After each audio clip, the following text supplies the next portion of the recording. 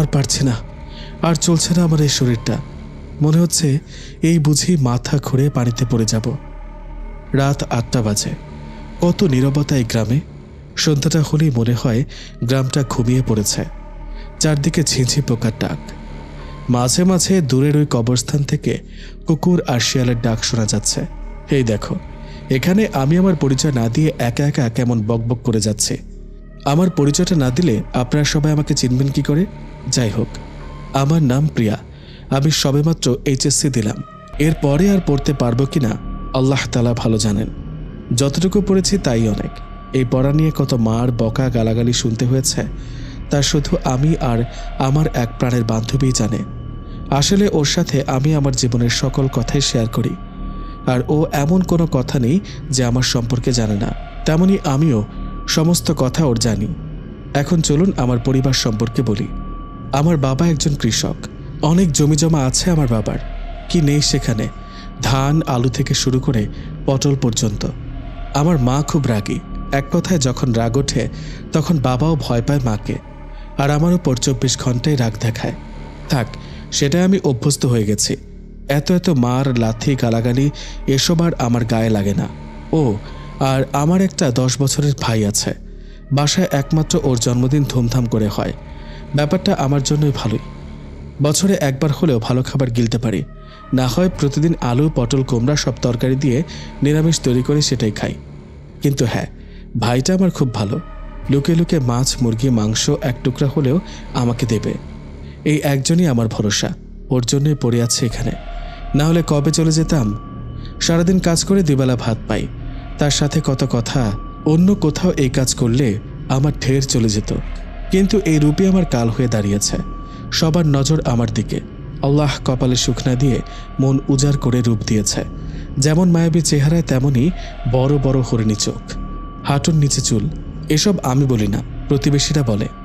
আমি যে কবে নিজের চেহারাটা আয়নায় দেখেছি সেটাও আজ মনে পড়ছে না। এত কাজ সংসারের। ওমা, সে কখন থেকে একা একা কথা বলছি।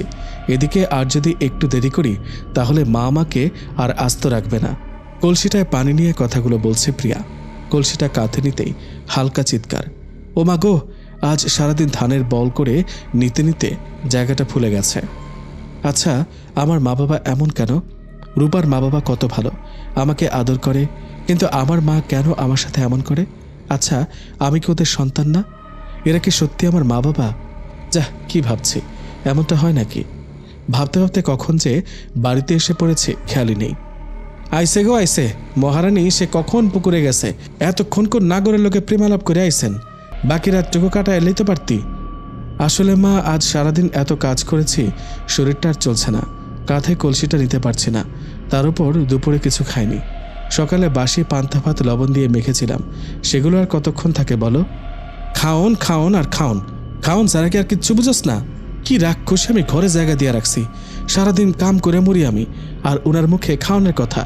ঘর থেকে ছোট ভাইটা বেরিয়ে এসে মাকে বলল, আচ্ছা মা, তুমি ঘরের কোন কাজটা করো? সব কাজ তো বুবুই করে।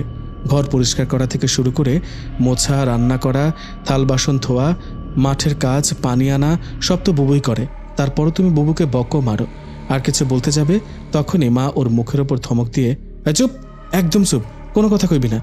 দরদ উতলায় পড়তেছে, যা তুই পড়তে বস, ওই মাইয়ার হয়ে তুই কোনো কথা কবি না। তখনই পাশের রুম থেকে বাবা বলল, আহ শান্তি, কি শুরু করলা? প্রতিদিন এই ঝগড়ার ভাল লাগে না। ওই প্রিয়া, তুই কলসিটা ঘরে রেখে যা। আমি কলসিটা রাখলাম। মা বলল, রান্নাঘরে ভাত আছে, খাইয়া আমারও উদ্ধার কর। আর কত চালাবি? হ্যাঁ, আমারে জ্বালাইয়া তুইও শান্তি পাবি না। মাথাটা নিচে করে চলে আসলাম রান্নাঘরে। এসব কথা আজ আর নতুন শুনছি না, এসবে আমার সয়ে গেছে। পাতিলের দিকে তাকাতেই মনটা ভালো হয়ে গেল। কতগুলো নরম পান্তা ভাত আর অল্প নিরামিষ। মনে মনে ভাবলাম, এই ভাতে এইটুকু নিরামিষ কেমনে হবে? যাই, একটা পেঁয়াজ আর কাঁচামরিচ নিয়ে আসি। যেই উঠতে যাব তখনই দেখি আলী হাতের মধ্যে একটা বাটি গেঞ্জির নিচে করে এনে আমাকে চুপি করে বলছে, বুবু এই নাও। আমার আর বুঝতে বাকি রইল না কি আছে বাড়িতে। নিশ্চয় নিজে না খেয়ে আমার জন্য তরকারি লুকিয়ে রেখেছে। এই পাগল ভাইটা আমার। আবার তুই এসব শুরু করলি, মা জানতে পারলে আমাকে পরপারে পাঠিয়ে দেবে। আহ বুবু, ভয় পেও না তো, আমি মাকে ভয় পাই না। সারাদিন এত এত কাজ করে পচা ভাত খাও কেমনে? তুমি তো জানো না, এই ভাত আমাদের গরুও খায় না বলে তোমারে দেয়। আহ আলী, ভাই এভাবে বলে না, আমার এই ভাতই ভালো লাগে। গরম ভাত আমি খেতে পারি না, গরম লাগে। ঠান্ডা ভাত খেলে কাজ করতেও ভালো লাগে। যা তুই তাড়াতাড়ি ঘরে যা, মা তোকে ঘরে না পেলে বকবে। আলী বাটিটা নিচে রেখে দৌড়ে চলে গেল। বাটির ঢাকনাটা খুলতেই সুন্দর একটা ঘ্রাণ, সাথে বড় এক পিস মাছ। খুব কাছ থেকে দেখতেই মনে পড়ে গেল এই মাছটা তো বাবা সেদিন এনেছিল, অনেক বড় মাছ। আমি তো কেটেছিলাম। মাছটা বড় থাকায় কাটতে খুবই কষ্ট হয়েছিল। আসলে আমাদের বাড়িতে কখন মাছ মাংস রান্না করা হয় তা আমি জানি না। মা ভালো রান্না হলে নিজে করে, আমি রান্না করলে নাকি তাদের নজর লাগবে, তাই আমি হাঁড়ি পাতিল ধোয়ার সময় ঘ্রাণ শুকেই বুঝি। না বাবা, আর ভেবে কাজ নেই, তাড়াতাড়ি খেয়ে নিই, খুব ক্ষুধা পেয়েছে। এত স্বাদ হয়েছে না রুই মাছের ঝোলটা। বাবা শুধু শুধু বকে মাকে, মায়ের রান্না নাকি ভালো না। আমার কাছে অমৃত মনে হচ্ছে। আসলে প্রতিদিন নিরামিষ খাইতে খাইতে নিরামিষ ছাড়া অন্য কিছু হলেই অমৃত লাগে। যাই হোক, খাওয়া শেষ করে থালা বাসন গুছিয়ে যেই না উঠেছি তখনই খেয়াল করলাম আমি আর দাঁড়াতে পারছি না। এত খেয়ে ফেলেছি, কেমন যেন অস্থির অস্থির লাগছে। দাঁড়াতে পারছি না, তাই শুয়ে পড়লাম আর ভাবছি মা ঠিকই বলে, আমি রাক্ষসী। না হলে এত ভাত কেউ খায় না। রাত অনেক হয়ে গেছে, ঘুমাতে হবে, না হলে ভোরে আর উঠতে পারবো না। কাল মাঠে অনেক কাজ আছে।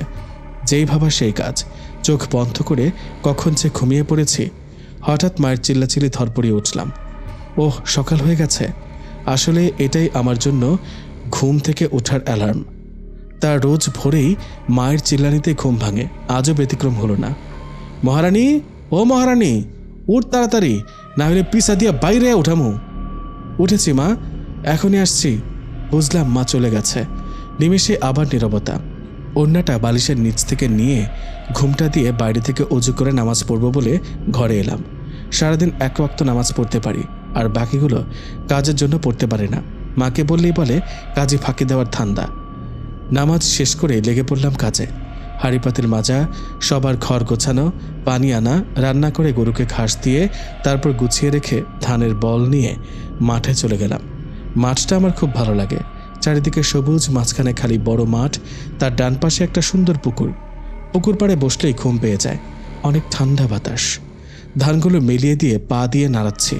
মাথার উপর কড়া রোদ, গলাটা শুকিয়ে কাঠ হয়ে গেছে। পানি পিপাসা পেয়ে গেল।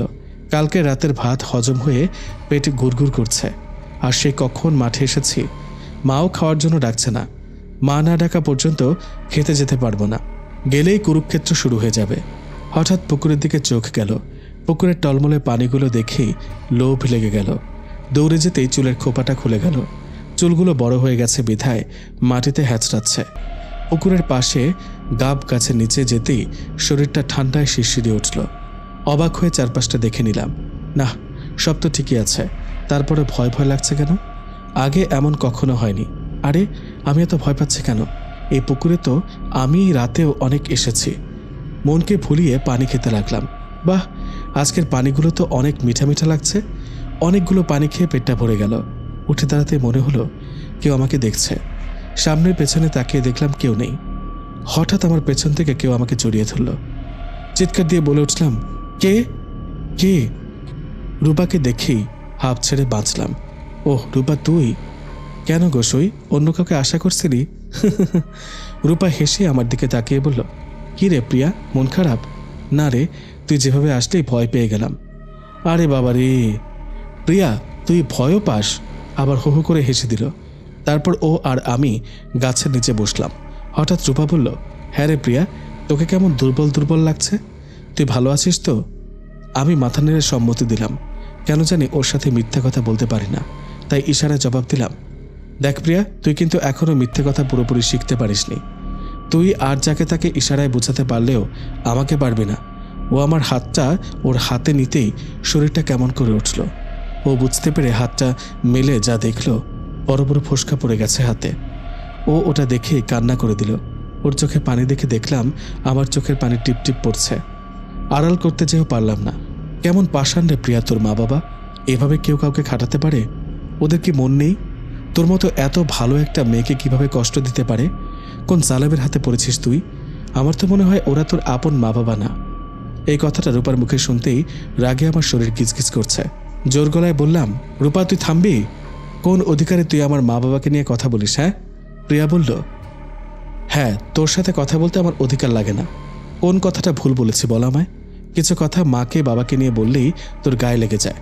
আর ওরা যে তোকে প্রতিদিন না খাইয়ে কাজ করিয়ে করিয়ে নির্যাতন করছে, এসবের বেলায় কোথায় থাকে তোর চিৎকার? কোথায় থাকে তোর রাগ? প্রিয়া, প্রিয়া রে, তুই এখান থেকে পালিয়ে যা, মুক্ত কর নিজেকে, মুক্তি দে তোর এই নির্যাতিত জীবনকে। দেখ, আমারও তো মা বাবা আছে, আমাকে কত ভালোবাসে। আমাকে একটা কাজও করতে হয় না, ভালো খেতে পারি, পড়তে পারি। তাহলে তোর মা বাবা কেন এমন? ওর কথা শুনে আমি কাঁদছি, কিছুই বলতে পারছি না। কী বা বলবো? ও তো কিছু মিথ্যা বলছে না। এখন তো আমারও সন্দেহ হচ্ছে, নিজের মা বাবা কি এমন হতে পারে? ছি ছি, কী ভাবছি আমি। দেখ রূপা, তুই এভাবে বলিস না। নিজের ঘরের কাজ করতে আমার একটুও কষ্ট হয় না, ভালো লাগে। তাছাড়া আমি ছাড়া কে করবে এই কাজ? তুই তো জানিস মায়ের কোমর ব্যথার জন্য কিছু করতে পারে না। আর আমি মেয়ে হয়ে যদি না বুঝি তাহলে? হয়েছে হয়েছে, তোর এই গুণের কথা আমাকে আর শোনাবি না, চল চল। আমি অবাক হয়ে জিজ্ঞাসা করলাম, কোথায়? ওমা, সে কখন ধান শুকাতে দিলি? ধান তুলবি না? চল তোকে হেল্প করি। না রে রূপা, তুই এসব পারবি না, দেখ কত রোদ। পারবো পারবো, চল। না, এই মেয়েকে বুঝে আর লাভ হবে না। দুজনেই ধান তুলছি। হঠাৎ খেয়াল করলাম সব জায়গায় রোদ, বাট আমি যেখানে দাঁড়িয়েছি সেখানেই ছায়া। ঠান্ডা বাতাস আর মন ভোলানো সেই মিষ্টি ঘ্রাণটা চেনা চেনা। ওহ, এটা তো তখন পুকুর পাড়ে শুনেছি। রূপার ডাকে হুঁশ ফিরল। কিরে, কি ভাবছিস? না কিছু না। ওর দিকে তাকিয়ে দেখলাম বেচারি রোদে নাজেহাল অবস্থা। যাক, এসব ভাবলে হবে না, কাজ করি। ও একা একা কাজ করছে। ধানগুলো সব বস্তায় ভরে রূপাকে বিদায় দিয়ে বাড়ি ফিরছি। পথে সে ঘ্রাণটা, উফ, পাগল করা অনুভূতি। তখনই আমাদের গ্রামের চেয়ারম্যানের সাথে ধাক্কা খেয়ে পড়ে গেলাম। অন্যটা বুকের থেকে সরে গেল। ভয় পেয়ে দেখি লোকটা আমার বাবার বয়সী হলেও কেমন খারাপভাবে তাকিয়ে আছে। নিজের দিকে চোখ নামাতে দেখি আমার বুকের পাশের জামাটা ছেঁড়া। তাড়াতাড়ি ওড়নাটা তুলে গায়ে জড়িয়ে নিই, কিন্তু লোকটার চোখগুলো এখনও আমার দিকে আছে। মনে হচ্ছে আমায় গিলে খাবে। তারপর কোনো রকম পাশ কাটিয়ে চলে গেলাম। বাড়িতে ফিরে দেখি মা ঘুম থেকে উঠে বাইরে এসেছে। আমাকে দেখে বলল, কিরে মা, তোর কাজ শেষ হয়েছে? হ্যাঁ মা। দেখ না, সকাল থেকে শরীরটা খারাপ, তারপরেও আবার কোমর ব্যথা। বিছানা গাটা এলিয়ে দিতে ঘুম এসে বলল, তোকে তো সকালে খাবার খাওয়ানোর জন্য ডাকতে পারলাম না, যা যা, বলটা রেখে গোসল করে খেতে আয়। আমি অবাক হয়ে মায়ের কথা শুনে যাচ্ছি। কি হলো মায়ের? ওহ, আজ সব কাজ নিজেই শেষ করেছে, তার উপর খাবার খায়নি, হয়তো এই জন্যই মায়া দেখাচ্ছে। ইস, মা যদি সবসময় আমার সাথে এমন করে কথা বলতো কতই না ভালো হতো। না বলতেই রাজ্যের সব কাজ করে দিতাম, কষ্ট লাগতো না। মায়ের ডাকে হুঁশ ফিরল। কিরে, দাঁড়িয়ে কেন? গোসল করে আয়, ক্ষুধা পায়নি? হ্যাঁ মা, যাচ্ছি। গোসলখানায় গিয়ে ওড়নাটা রেখে বালতি থেকে পানি গায়ে ঢালছি। আর ভাবছি, সকালে পুকুরের পানি খাওয়ার পর তো আর ক্ষুধা পেল না। কি অদ্ভুত তো! হঠাৎ ওই ঠান্ডা বাতাস, মিষ্টি ঘ্রাণটা, শরীরটা শিরশিরে উঠল। চারপাশে বাঁশের বেড়া, এত সুন্দর ঘ্রাণই বা কোথা থেকে আসে? তখনই মনে হলো কেউ আমাকে দেখছে, কিন্তু আমি তাকে দেখতে পারছি না কেন? মনের ভুল ভেবে যেই জামাটা খুলতে যাব, হঠাৎ করে ঘ্রাণটা মিলিয়ে গেল। বাতাসটাও নেই, ঠান্ডা ভাবটাও নেই। অবাক লাগলেও ব্যাপারটা মাথা নিলাম না। গোসল করে কাপড়গুলো উঠানে দড়িতে মেলে দিলাম। তখনই দেখে একটা লোক আমার সামনে দিয়ে হাসতে হাসতে চলে গেল। রহস্যময় হাসি, কিন্তু লোকটাকে কোথাও জানি দেখেছি। ও হ্যাঁ, এ তো চেয়ারম্যানের সাথে থাকা লোকটা। তো এখানে কেন? নিজের ঘরে ঢোকার পর দেখি খাটের ওপর খাবার সাজানো, আর পাশে মা। আমাকে নরম স্বরে ডেকে বলল, আয় মা, তাড়াতাড়ি আয়। সে কখন থেকে না খেয়ে আছিস? কাছে গিয়ে দেখি মুরগির মাংস, বড় মাছের টুকরো ভেজে ভুনা করা, ডাল আর গরম গরম ধোঁয়া ওঠা ভাত। আহ, কতদিন এই ধোঁয়া ভাত খাই না। মায়ের দিকে আর খেয়াল নেই। নিজেরটা নিজে ভাত প্লেটে নিয়ে মাংস দিয়ে খেতে লাগলাম। মাছটাও নিলাম। খাবার প্রায় শেষ, তখনই গলায় খাবারটা আটকে গেল। মা সামনে পানি নিয়ে খাইয়ে দিল। একটা নিঃশ্বাস ফেলতে মনে হলো, হায় হায়, এ আমি কি করলাম? কার খাবার, কিসের খাবার না জেনেই খেয়ে নিলাম। মায়ের দিকে ভয়ে ভয়ে তাকিয়ে দেখে মা মুচকি হেসে বলল, ভয় পাচ্ছিস কেন? এই সব খাবার তোর জন্যই। খাওয়া শেষ করে মা মুখটা তার আঁচল দিয়ে মুছে দিল আর কাঁদো কাঁদো গলায় বলল, অনেক কষ্ট দিছি রে মা তোরে, কত মারছি, গালাগালি করছি, তুই কখনো মাথা তুলিসনি। এমন মেয়ে গর্ভে ধরতে ভাগ্য লাগে, কিন্তু আমার তো সেই ভাগ্যটাই। তারপর মা কাঁচুমাচু হয়ে কথাটা পাল্টে ফেলে বলল, মারে, তোরে আর কষ্ট করতে হবে না, তোকে আমি বিয়ে দেব। খুব বড় ঘরে, যেখানে পায়ের উপর পা তুলে রাজরানীর মতো থাকবে, ভালো ভালো খেতে পারবি। আমি তো তোকে কখনো ভালো খাবার দিতে পারিনি। এই বলে আবার কেঁদে দিল। মায়ের কান্না দেখে আমিও কেঁদে দিলাম। মা একটু থেমে আবার বলা শুরু করলো, দেখ মা, তোর বাবা সারাদিন কাজকর্ম নিয়ে থাকে, সংসার নিয়ে একটু ভাবে না। আমার কখন কি হয় কে জানে। এই তো সেদিন লাইলির মা মরে গেল, এত বড় ডাঙ্গর জোয়ান মাইয়া ঘরে রেখা কে দেখবো এই মাইয়ারে? চারদিকে তো খারাপ চোখের অভাব নাই, আমিও তো তোর মা, চোখের সামনে এইগুলা দেখা নিজেকে ঠিক রাখি কি করে? তাই তোর বাবার সাথে কাল রাতে বৈশা কথা কইছি, ঠিক করছি তোরে বিয়া দিমু। কত ভালা ভালা পোলা তোরে বিয়া করার লেগে পাগল। কেন আমার মাইয়া কি কারো থেকে রূপে গুণে কম নাকি? মা আমার দিকে তাকাইয়া বলে, যৌবন যেন বাইয়া পড়তেছে। আমি লজ্জায় মাথা নিচু করে নিলাম। না, আর দেরি করলে কি না কি হইব। ক মা, এখন তুই যদি সম্মতি দেস তাহলে ছেলের পক্ষের লগে কথা কমু। আমি মাথা নিচু করে বসে আছি। মা আমার নীরবতা দেখে আমায় ধাক্কা দিয়ে বলল, কিরে মা, কিছু তো ক। আমি বললাম, মা আমার 2 দিন সময় দাও। মা কপালটা কুঁচকে বলল, কোনো রকম টেনে টেনে হাসি রেখে বলল, আচ্ছা মা, সময় কিন্তু তোর হাতে 2 দিন। এই বলে ঘর থেকে মা চলে গেল। আমার মনটা খারাপ। তখনই রূপা এসে হাজির। কিরে রূপা, তুই হঠাৎ রাত করে? আরে রাত কোথায়, সবে তো 7টা বাজে, তোকে একটা খবর জানাতে এলাম। হ্যাঁ রে রূপা, আমারও তোকে কিছু বলার ছিল। রূপা বলল, আগে তুই বল। আমি বললাম, না আগে তুই বল। এমন করতে করতে আমি বললাম, আচ্ছা থাম, লটারি করি। তারপর এপাশ ওপাশ তাকিয়ে দেখি একটা ছোট পাথর। বললাম, দেখ রূপা, যদি তুই বলতে পারিস পাথরটা কোন হাতে আছে তাহলে তুই বলবি, আর না পারলে আমি বলবো। এই বলে 2টা হাত পেছন থেকে ডান হাতে পাথরটা রেখে আর বাম হাতটা খালি রেখে ওর সামনে মুঠি করে এগিয়ে দিলাম। তখন ও 7-5 না ভেবে ডান হাতটাই ধরল। আমি বললাম, ইয়েস, এবার তুই বল। তখন রূপার মুখটা নিমিষে চুপসে গেল। আমি ওকে আলতো করে ছুঁয়ে বললাম, কিরে রূপা, তুই চুপ করে আছিস কেন? বল না পাগলি, খুব চিন্তা লাগছে। তখনই রূপা আমাকে জড়িয়ে ধরে কাঁদতে লাগলো, আর তখনই বুকটা আমার ধপ করে উঠল। ওর পিঠে হাত বুলিয়ে দিতে দিতে নিজের চোখের পানি যে কখন বেয়ে পড়ছে খেয়ালই করিনি। ও তখন বলল, জানিস প্রিয়া, আজ পাত্রপক্ষ আমাকে দেখতে এসেছে। আমি তো খুশিতে গদগদ হয়ে বললাম, তাই নাকি রূপা? ওরা তোকে কি বলল? রূপা মনটা খারাপ করে বলল, ওরা আমাকে পছন্দ করেছে, এই শুক্রবারই বিয়ে। আমি অবাক হয়ে বললাম, সে কি, আর মাত্র 3 দিন বাকি? নিমিষেই মনটা খারাপ হয়ে গেল। কাঁদতে লাগলাম। ও আমার ছোটবেলার সই, আর ও আমাকে ছেড়ে চলে যাবে? না, আর ভাবতে পারছি না। তারপর নিজেকে সামলিয়ে বললাম, দেখ রূপা, একদিন না একদিন আমাদের নিজের বাড়ি ছেড়ে পরের বাড়ি যেতেই হবে। মন খারাপ করে কি লাভ বলতো? এটা তো খুশির কথা। রূপা বলল, তুই খুশি তো প্রিয়া? হ্যাঁ, আমি তো অনেক খুশি।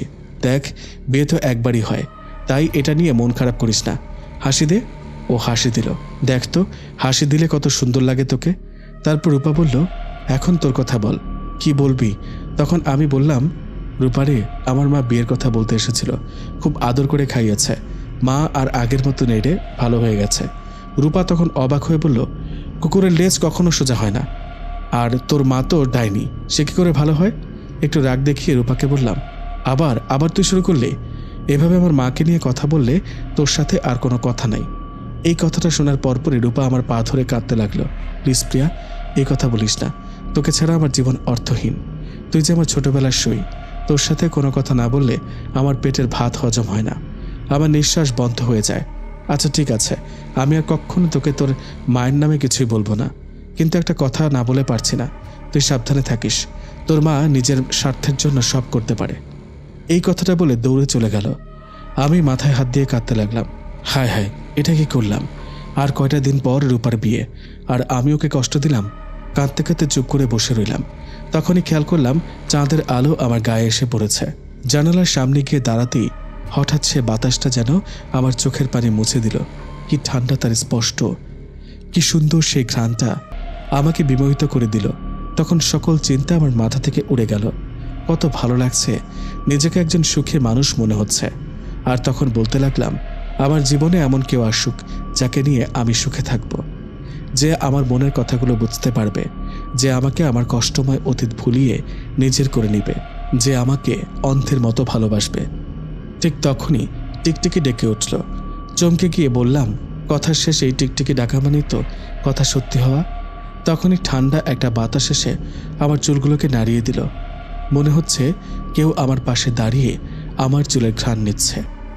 তারপর বিছানায় গিয়ে শুয়ে পড়লাম। ঘুম এসে গেল। সকালে ঘুম থেকে উঠে নিজেকে অনেক ফ্রেশ মনে হচ্ছে এমন ঘুম আমি কখনোই ঘুমাইনি।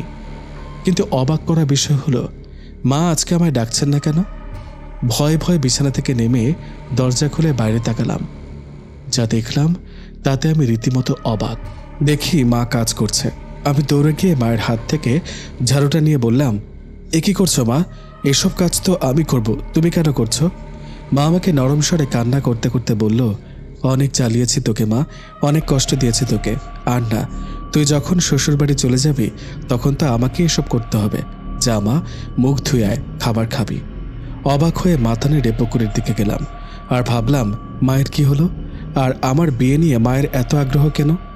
পরক্ষণে ভাবলাম, মা তো মাই হয়, সন্তানের জন্য তো চিন্তা থাকবেই। হঠাৎ দেখে কেউ আমার চোখ বন্ধ করে রেখেছে হাত দিয়ে। ভয় পেয়ে গেলাম, কে হতে পারে? হাতগুলো ছুঁয়ে দেখলাম নরম ছোট ছোট আঙুল। বুঝতে বাকি রইল না কে। আমার মিষ্টি ভাইটা আলী। তখনই আলী বলল, বাবু তুমি বুঝো কি করে আমি? আমার মিষ্টি ভাইটাকে চোখ বন্ধ করে বলতে পারি, আমার সোনা ভাইটা। আচ্ছা বাবু, আমাকে একটা কথা বলো। কি কথা? মা এত ভালো হলো কি করে? মাঝে মাঝে মাকে দেখলে আমি অবাক হয়ে যাই। তুমি কি ম্যাজিক করেছো?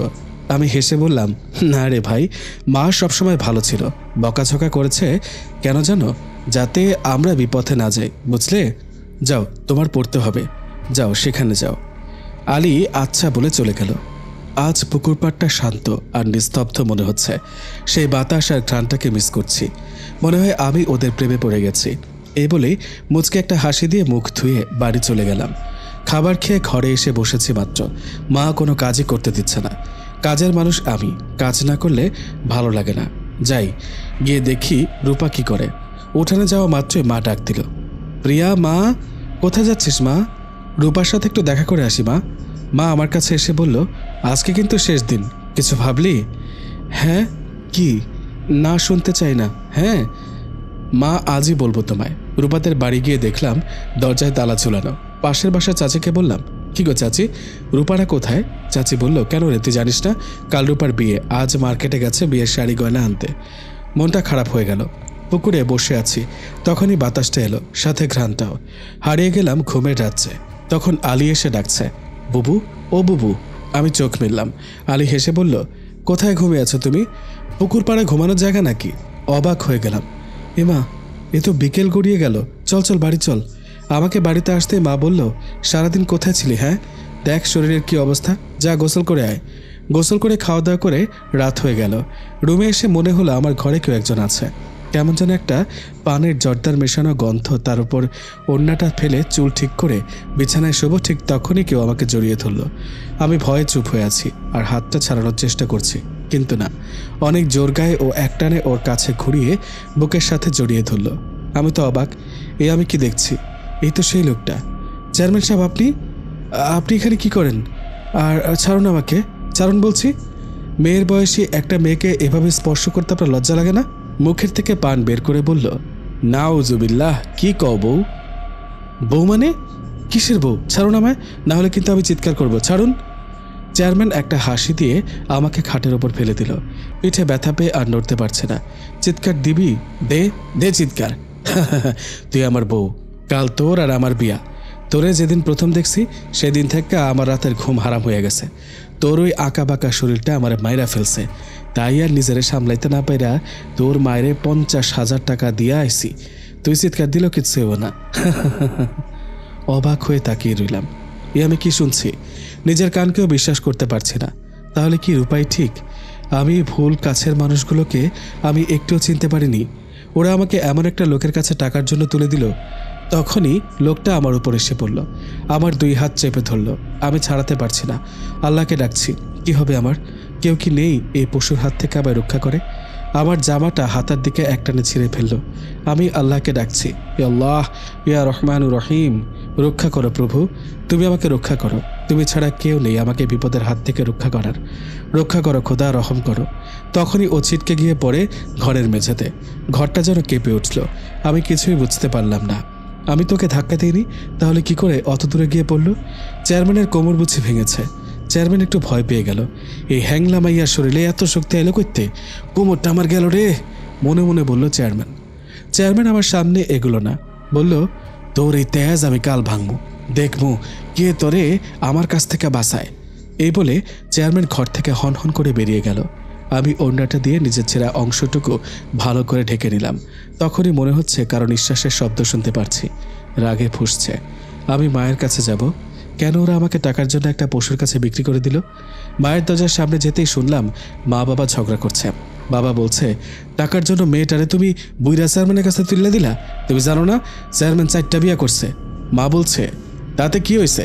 চেয়ারম্যানের একটা বউ তো বাইত না, চেয়ারম্যানের ফালায় চলে গেছে। চেয়ারম্যান বানজা, চেয়ারম্যানের কোনোদিন পোলামাইয়া হইব না। আমাকে প্রিয়া যদি ওইখানে বিয়া করে কত কত টাকার জমির মালিক হইব, তুমি জানো? বাবা ভেবে বলল, বুঝলাম, কিন্তু প্রিয়া কি আমাকে টাকা পয়সা দিব? তখন মা একটা বিশ্রী হাসি দিয়ে বলল, আমি তোমার মতো কাঁচা খেলোয়াড় না। শোনো, আমি কি প্ল্যান করছি। প্রথমে পিয়ারে চেয়ারম্যানের কাছে বিয়া দিব বইলা চেয়ারম্যানের শর্ত দিছি, বিয়াকরণের আগে চেয়ারম্যানের সব সম্পত্তি পিয়ার নামে করে দিতে। তারপর কয়দিন গেলেই চেয়ারম্যানের বিষ খাওয়ায় মাইরা পিয়ার নাম দিব, ওরে পুলিশে ধরে নিব। তাইলে ওর সব সম্পত্তি আমার আলী পাইব, আর আমরা রাজত্ব করব। এই কথা বলার পর বাবা বলল, বাবা রে, তোমার মাথায় তো শয়তানি বুদ্ধির কারখানা, তুমি আসলেই শয়তানের উপর বড় শয়তান। মা রেগে বলল, কি কইলা আলীর বাপ? বাবা ভয়ে কাচুমাচু হয়ে বলল, না না, তেমন কিছু না, কইলাম শয়তানের মাথাও এমন বুদ্ধি নাই যা তোমার মাথায় আছে। তারপর দুজনেই হো হো করে হাসতে লাগলো। ওদের কথা শুনে আমি নড়তে পারছি না, মাথা ঘুরছে। এজন্যই এতদিন ওরা আমার সাথে ভালো ব্যবহার করেছে। ছি ছি ছি, ওদের জন্য রূপার সাথে কত ঝগড়াটাই না করেছে। না না, আমি আর ভাবতে পারছি না, পালাতে হবে আমায়, এখানে আর এক মুহূর্তও না। যেই বাইরে পা বাড়াবো তখনই মাটির কলসের সাথে ধাক্কা খেয়ে উঠানে পড়ে গেলাম। মা বাবার সাথে সাথে আমার দিকে অবাক হয়ে তাকিয়ে রইল। মা আমার কাছে এসে খপ করে চুলের মুঠি ধরে উঠিয়ে বলল, কিরে হারামজাদি, আমাদের সব কথা তুই শুনে ফেলছস? মা, আমার সাথে এমন কেন করলা? কি দোষ করছি বলো? আমার ছেড়ে দাও মা, কথা দিচ্ছি এই বাড়িতে আর আসবো না, তোমাদের জ্বালাবো না। মা হা হা করে হেসে বলল, তুই হয়ে যাবি, আজকাল রাতটা পার হইলে কাল তোর বিয়া, আর তোরে আমি ছাড়বো না।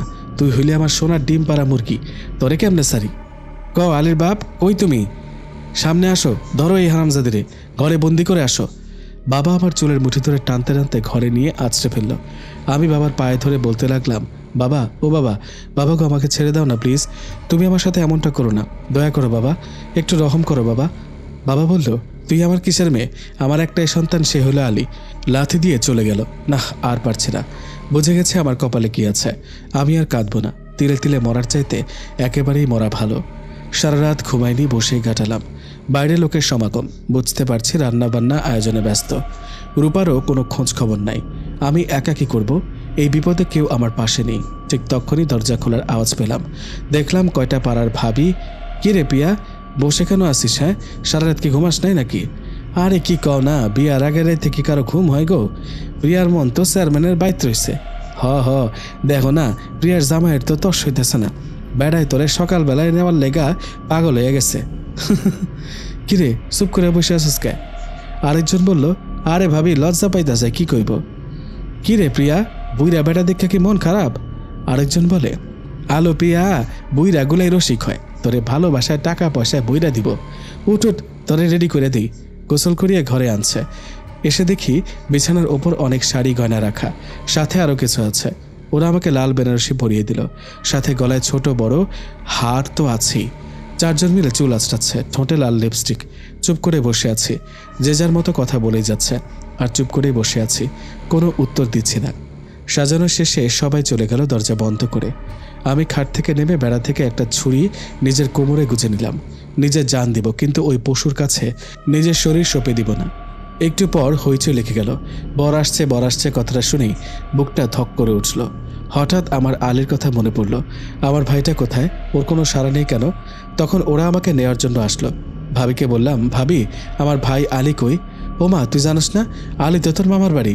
আলী তো তোরে চেয়ারম্যানের বাইরে যাইতে দিব না, তোরে ছাড়া ওই থাকতে পারবো না। তাই ওরে তোর বিয়ের কথা না জানায়া তোর বাবা আলীরে মামার বাড়ি পাঠিয়ে দিছে। চোখ দিয়ে পানি বের হচ্ছে না, হয়তো শেষ, কিন্তু বুকের ভেতরটা দুমড়ে মুচড়ে শেষ হয়ে যাচ্ছে। ওরা আমাকে ধরে বাইরে নিয়ে গেল। দেখলাম উঠানের মাঝখানে ছোটোখাটো একটা স্টেজ, তার উপর চেয়ারম্যান বসে রয়েছে। আমাকে দেখে পা থেকে মাথা পর্যন্ত বুলিয়ে নিল। ছি ছি, ছোট লোক ইতর, মরে যাব তবুও নিজেকে তোর কাছে বিলিয়ে দেব না। আমাকে নিয়ে চেয়ারম্যানের পাশে বসালো। হুজুর আসছে বিয়ে পড়াইতে। আমাকে বলল, মা, কবুল বলতে। আমি চুপ করে আছি, মুখ দিয়ে যেন কোনো শব্দ বেরোচ্ছে না। কয়েকবার হুজুর বলল, বলো মা, কবুল বলো। পেছন থেকে মা ধাক্কা দিয়ে বলল, কিরে হারামজাদি, কবুল কইয়া আমার উদ্ধার কর কালমুখী, আর কত জ্বালাবি, তাড়াতাড়ি কবুল কইলাম। যখনই বলতে যাব তখনই দেখি কতগুলো পুলিশ। পুলিশ দেখে আমার হাত পা কাঁপতে লাগলো। জীবনে এই প্রথম আমাদের বাড়িতে পুলিশ। সবাই ভয় পেয়ে গেল। পুলিশের সাথে চেয়ারম্যানের 4টা বউ আসছে। বিয়ে বাড়িতে হইচই পড়ে গেল। আমি চুপ করে মাথা নিচু করে বসে আছি। এদিকে চেয়ারম্যানের 4 বউ চেয়ারম্যানকে মেরে পুলিশের কাছে অভিযোগ করে। পুলিশের হাতে তুলে দিল। পুলিশও চলে গেল। এখন সবাই আমাকে নিয়ে পড়েছে। এই মেয়ের কি হবে, কে বিয়ে করবে, অনেক কথা। মা তোর আগে ফুসছে, আমাকে আর এই বাড়িতে রাখবে না, বাড়ি থেকে বের করে দিবে বলে যেই আমার চুলের মুঠিতে হাত দিবে তখনই এক বৃদ্ধা এসে বলল, এবার থামো, অনেক হয়েছে। সবাই লোকটার দিকে তাকালো। দেখলাম অনেক সুন্দর নুরানি চেহারার এক ভদ্রলোক। বৃদ্ধ লোক, বয়স 60-এর কাছাকাছি। দেখেই ধার্মিক মনে হচ্ছে। মা বলল, কে আপনি, এইখানে কি চান? আমি এই মেয়েকে আমার বাড়ির বউ করে নিতে চাই। এই কথা শোনার পরে, হে আল্লাহ, এক বুড়ার কাছ থেকে বাঁচিয়ে আরেক বুড়ার কাছে ফেললে। তারপর চুপচাপ বসে রইলাম মাথা নিচু করে। বিয়ে সম্পন্ন হলো। মা আমাকে বাইরে রেখে ঘরে চলে গেল। বৃদ্ধ লোকটা আমার হাত ধরে একটা বড় গাড়ির পাশে এনে দাঁড় করালো। আমি মাঝখানে বসলাম। আমার ডান পাশে বৃদ্ধ লোক আর বাম পাশে মনে হলো কেউ বসেছে। তারপর গাড়ি চলতে শুরু করলো। কোথায় যাচ্ছে, কার সাথে যাচ্ছে, অচেনা পথ, অচেনা মানুষ, জানি না সামনে আমার জন্য কি অপেক্ষা করছে। মাথা নিচু করে বসে বসে ভাবছি। কিছুক্ষণ পর বৃদ্ধ লোকটি আমাকে বলল, কি গো বউ, মাথাটা উঁচু করো, দেখো আমার দিকে তাকাও, তোমায় একটু ভালো করে দেখি। রাগে আমার চোখ বেয়ে 2 ফোঁটা চোখের পানি গড়িয়ে পড়ল। অনেকক্ষণ যাওয়ার পর হঠাৎ গাড়িটা একটা বাড়ির সামনে থামলো। ওনারা 2 জন গাড়ি থেকে বেরিয়ে গেল। বৃদ্ধ লোকটি আমাকে হাত ধরে নামালো। এখন কয়টা বাজবে বুঝতে পারছি না। কেমন যেন আবছা আবছা, যখন আকাশে কালো মেঘে ঢাকা থাকে যেমনটা হয় তেমন পরিবেশ। সন্ধ্যা নাকি ভোর বুঝতে পারছি না। সব কিছু দেখা যাচ্ছে, কেমন একটা থমথমে পরিবেশ। ভাবছি আর গুনগুন করে বলছি, এত ভেবো না, আস্তে আস্তে সব জানতে পারবে। কথাটা শুনে ভয় পেয়ে গেলাম। মাথা নিচু করে হাঁটতে লাগলাম। দেখ বাড়িটা কেমন না কেমন দেখতে পারলাম না। কি ভাবছি আমি, বাড়ি দেখে কি হবে, আমি এই বৃদ্ধার সাথে সংসার করতে পারবো না। ছুরিটা তো আমার কাছেই আছে। নিশ্চিত হওয়ার জন্য কোমরে হাত দিলাম। না, সব ঠিকই আছে। তখনই লোকটা আমার হাত ধরে ভেতরে নিয়ে দরজার সামনে দাঁড়াতেই দরজাটা খুলে গেল। ঘোমটাটা ফাঁক করে যা দেখলাম, বিশাল বড় দরজা। পুরোটা দেখতে হলে আকাশে যেভাবে তাকাই সেভাবে তাকাতে হবে। কিন্তু এসব দেখেই বা কী হবে, একটু পর তো আমি মরেই যাব। তখনই সারি সারি মহিলা ঘোমটা দিয়ে আমার সামনে এলো। আর একজন মাঝবয়সী মহিলা, সবার থেকে আলাদা। তিনি আমার সামনে এসে আমাকে বরণ করবে বলে সামনে দাঁড়িয়ে আছে। আমাকে আলতো ছোঁয়ায় ঘোমটা সরালো। মাশাআল্লাহ, কত সুন্দর বউ এনেছেন। বাহ, আপনার তো চোখ আছে বলতেই হবে। আমি রীতিমতো অবাক হয়ে তাদের সকলের দিকে তাকিয়ে আছি। আল্লাহ, এত সুন্দর মানুষও কি হয়? সবার চেহারা থেকে আলো বের হচ্ছে। সবাই হাসি মুখে আমাকে দেখছে আর প্রশংসা করছে। বাহ, এরা তো অনেক ভালো, পর্দাও করে। কি নাম তোমার? মহিলাটা আমাকে জিজ্ঞাসা করলো, সেদিকে আমার খেয়াল নেই। হঠাৎ বুড়োটা আমাকে আস্তে করে ধাক্কা দিয়ে বলল, কি গো বউ, কথা বলছো না যে? তখনই সবাই হেসে দিল আর সবার হাসিতে আমার হুঁশ ফিরল। জি জি। উনি আবার নরম স্বরে হাসি দিয়ে বলল, কি নাম তোমার? আমি বললাম, প্রিয়া। বাহ, খুব সুন্দর নাম। তোমাকে অনেক ক্লান্ত লাগছে, যাও উপরে তোমার রুমে যাও। খাদিজা, যাও তোমার বৌমাকে ওর রুমে দিয়ে আসো আর সব কিছু বুঝিয়ে দিয়ে যাও। যাও। আমাকে নিয়ে গেল সাথে করে। অনেক যত্ন করে অবাক হলাম সবার ব্যবহারে আর প্রশ্ন করলাম নিজেকে, এত ভালো মানুষ কি হয়? কত সুন্দর করে কথা বলল, মনে চায় সারাক্ষণ কথাই শুনি। তখনই খাদিজা বলল, ভাবি, এটা আপনার রুম, আর হ্যাঁ, আমাকে আপনার খেদমত করার জন্য রাখা হয়েছে। আপনি শুধু আমাকে ইশারা করবেন, আমি আপনার সব কাজ করে দিব। আমি অবাক হয়ে যাচ্ছি। এতদিন আমিই তো সব কাজ করে আসছি, এখন আমার কাজ অন্য কেউ করবে? খাদিজা বলে উঠল, ভাবি চলুন আপনাকে সব দেখিয়ে দিই। রুমটা দেখে চোখ কপালে ওঠার অবস্থা। অনেক বড় রুম, কি নেই এখানে? দামি দামি আসবাবপত্র, জীবনে আমি এসবের কিছুই দেখিনি। দেখে যাচ্ছি। মেয়েটা চুপ করে এক কোনায় মাথা নিচু করে দাঁড়িয়ে আছে। যতই দেখি শেষ হয় না। মেয়েটার দিকে তাকাতেই বলল, ভাবি, এই ডান দিকে আপনাদের বসার রুম। বাহ, এটা তো খেয়ালই করিনি। মনে হচ্ছে ঘাসের উপর সোফাগুলি রাখা, পুরোটাই কাঁচের তৈরি। ভেতর থেকে বাইরের সব কিছু দেখা যাচ্ছে। এক কথায় দারুণ, সাথে নানান রকম ফুল। খাদিজা আবার বলল, ভাবি, বাম দিকে বাথরুম আছে আর সামনে বারান্দা। বারান্দার দিকে এগোলাম। শীতল করা ঠান্ডা বাতাস। সেখানটায় বসার জন্য চমৎকার দোলনা আর নানান রঙের ফুল। একটা ফুলও চিনতে পারলাম না। মনে মনে ভাবলাম, বুড়োটার চয়েস আছে। বসার রুমে ফুল, বেডরুমে ফুল, বারান্দায় মনে হয় ফুল। ফুল খুব পছন্দ ওনার, আর সব কিছু নিপুণভাবে সাজানো। খাদিজার ডাকে হুঁশ ফিরল। ভাবি, এই যে এখানে শাড়ি, পেটিকোট, ব্লাউজ রাখা আছে, আপনি পছন্দ মতো পরতে পারেন, এগুলো সব আপনার। ও মা গো, কয়েকশো শাড়ি, সবগুলো এত সুন্দর, কোনটা বেছে কোনটা নিব ভাবছি। হঠাৎ নীল শাড়িটা চোখ পড়ল। শাড়িটা ধরতেই অবাক, কত মসৃণ, নরম, কত সুন্দর কাজ করা, দারুণ। মেয়েটা আমার দিকে তাকিয়ে মুচকে হাসলো। আমি বললাম, তুমি হাসলে কেন? খাদিজা ভয় পেয়ে বলল, ভাবি আমাকে মাফ করে দেন, আমি বুঝতে পারিনি আপনি কষ্ট পাবেন। রীতিমতো খাদিজা কাঁপতে লাগলো। আমি হেসে বললাম, কি হয়েছে তোমার? তুমি ভয় পাচ্ছ কেন? আমি তো এমনি তোমাকে জিজ্ঞাসা করলাম, জাস্ট রিল্যাক্স। মেয়েটা তখন হাফ ছেড়ে বাঁচল, বলল, এইটা ভাইয়ার প্রিয় রং। আমি বললাম, ওনাকে তুমি ভাইয়া ডাকো? মেয়েটা অবাক হয়ে বলল, হ্যাঁ। মনে মনে বললাম, বুইরাডারে তো দাদুর মতো, তাকে আবার ভাই বলা হয়, ঠং। আর কি যে শুনতে হবে আল্লাহ জানে। ইচ্ছা করছে না আর নীল শাড়িটা পরতে, কিন্তু না নিলে খাদিজা আবার কি ভাববে, তাই নিলাম। বাকি সব শাড়ি আলমারিতে রেখে দিল আর বলল, ভাবি, ভাইয়ার কাপড় সব ডান পার্টে আর আপনার জামা কাপড় সব বাম পার্টে। ও চলে যাবে যখন তখনই আমি বললাম। খাদিজা মেয়েটার সাথে সাথে জবাব দিল, কি ভাবি? বললাম, শাড়িটা কি এখন পরতে হবে? জি ভাবি, সবাই আপনাকে দেখবে বলে নিচে বসে অপেক্ষা করছে, আর আপনাকে তো এখনও সবার সাথে পরিচয় করানো হয়নি। পড়ে গেলাম মুশকিলে, কি হবে এখন? খাদিজা, শোনো না, কিছু মনে করবে না তো? একটা কথা বলবো। এভাবে বলবেন না ভাবি, আমি আপনার দাসী, আপনার প্রয়োজনে আমি আমার নিজের জীবন ত্যাগ করতে পারি। বলুন আপনি কি করতে হবে? আমি লজ্জায় মাথা নিচু করে বললাম, খাদিজা, আমি তো কিভাবে শাড়ি পরতে হয় তা জানি না, কখনো শাড়ি পরিনি, তাই। খাদিজা মুচকে মুচকে হাসছে, বাট লুকিয়ে আমার চোখের আড়াল হলো না। আমি বুঝতে পারছি। আচ্ছা ভাবি, আমি এখানে অপেক্ষা করছি, আপনি গোসলখানায় যান, ওখানে সব রাখা আছে। আমিও চলে গেলাম শাড়িটা রেখে। বাকি কাপড় নিয়ে বাথরুমে এসে থমকে গেলাম। আমার মনে হচ্ছে আমি এই বাড়িতে এসে অবাকই হচ্ছি। এত সুন্দর গোসলখানা আর এত বড়, এখানে তো আমাদের গ্রামের সবাই থাকতে পারবে। বলেই হেসে দিলাম। দেখলাম নানান রঙের সাবান, কিছু চেনা আর কিছু অচেনা রং। আরে, এমন রঙও কি দুনিয়ায় আছে? জানতাম না তো। না, এসব যত দেখব দেখা শেষ হবে না। অদ্ভুত এই বাড়িটা। খাদিজা আমার জন্য অপেক্ষা করছে, তাড়াতাড়ি গোসল শেষ করতে হবে। অনেকক্ষণ শাওয়ার নিলাম, তারপর ব্লাউজ আর পেটিকোট পরে বড় একটা টাওয়াল গায়ে জড়িয়ে নিয়ে বাইরে গেলাম। দেখলাম খাদিজা ঠিক সেখানে মাথা নিচু করে দাঁড়িয়ে আছে।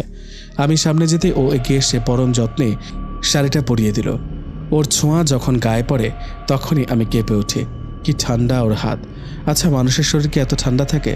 তখনই খাদিজা বলল, ভাবি, শাড়ি পরা শেষ, আপনার চুলগুলো আঁচড়িয়ে দিই।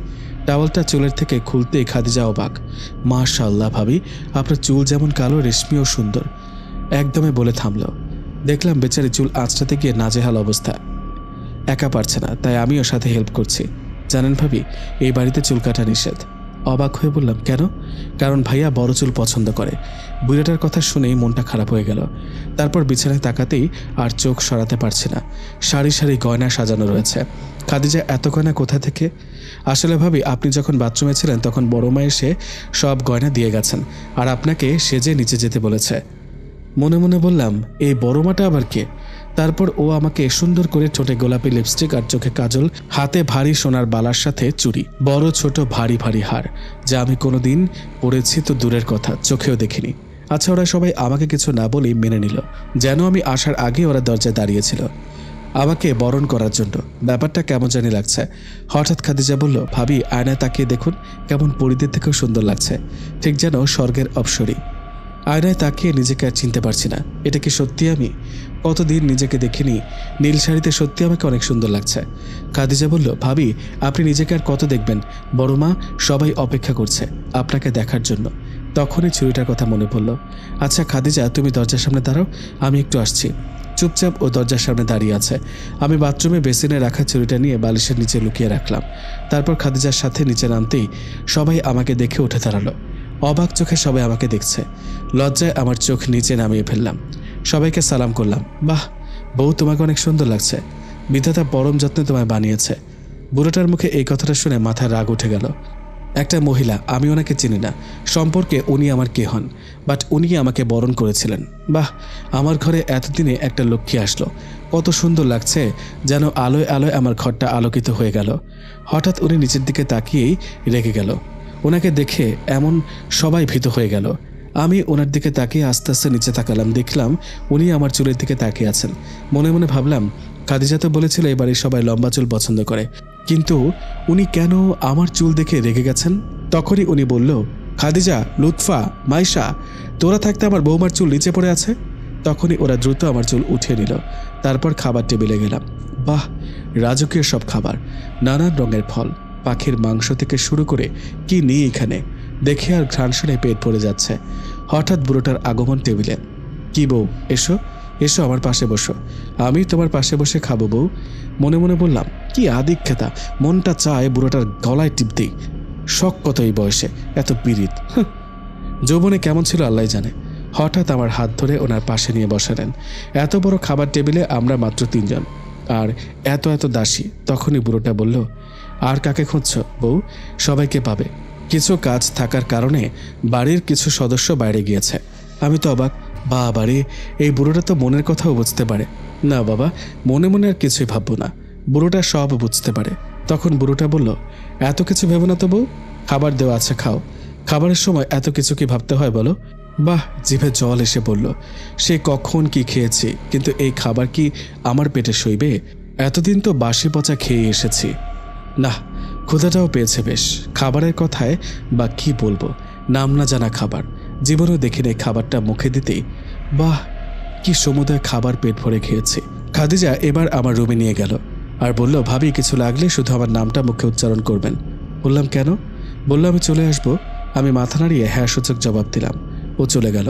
আমি বারান্দায় গিয়ে দাঁড়ালাম। সুন্দর বাতাস বইছে, কিন্তু আমি ওই ঘ্রাণ আর বাতাসটাকে খুব মিস করছিলাম। হঠাৎ মা বাবার কথা মনে পড়ে গেল।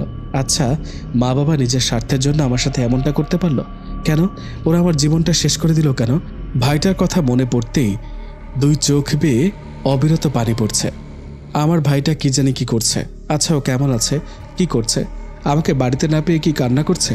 আর রূপা, ওর বিয়েটা কি হয়ে গেছে? সবার কথা মনে পড়ছে। খুব দেখতে ইচ্ছে করছে, ছুটে যেতে ইচ্ছে করছে আমার ওই পুকুর পাড়ে। মনটা ভারী হয়ে যাচ্ছে, ভীষণ কষ্ট হচ্ছে, কাঁদছি। তখনই হঠাৎ ওই ঘ্রাণটা আর বাতাসটা আমায় ছুঁয়ে গেল। নিমিষে মনটা হালকা হয়ে গেল, মনে হচ্ছে নিজেকে এখন ফ্রেশ লাগছে। হঠাৎ দরজা লাগানোর শব্দ, বুকটা ধক করে উঠল।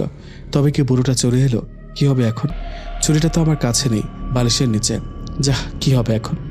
কি করব না করব ভাবতে ভাবতে আস্তে করে পেছনে তাকাচ্ছি। না, কিছু তো একটা করতেই হবে। আমাকে ভয় পেলে হবে না, সাহস করতে হবে। তিলে তিলে মরার চাইতে একেবারেই মরব। আর আমি এত ভাবছি কেন? মরে তো অনেক আগে গিয়েছি, এখন শুধু জানটা বের করার পালা। না, এই বুড়োর সাথে সংসার করার চেয়ে মরে যাওয়াই ভালো। পেছনে তাকিয়ে আস্তে করে চোখ খুললাম। ওমা, আমি তো অবাক। আমি কাকে দেখছি? রাজপুত্রের মতো কেউ আমার সামনে দাঁড়িয়ে আছে। উফ, কি দারুণ! আচ্ছা, আমি কি সত্যি দেখছি নাকি স্বপ্ন? যেমন চেহারা তেমন ফিগার, তেমনই হাইট, বডি। বাহ, ছেলেটা তো খুব সুন্দর। ছেলেটা লজ্জায় লাল হয়ে গেছে, লজ্জায় নিচে তাকিয়ে আছে। আচ্ছা, এটা কি বাস্তব? হঠাৎ নিজের হাত দিয়ে অন্য হাতে চিমটি কাটতে হুঁশ ফিরল। হঠাৎ বিকট চিৎকার, শরীরে যত শক্তি ছিল সব শক্তি উজাড় করে দিলাম। ছেলেটা কি করবে না করবে? এদিক সেদিক তাকিয়ে চুপ করুন প্লিজ। কি করছেন? থামুন প্লিজ, কি হয়েছে আপনার? বলুন আমায়।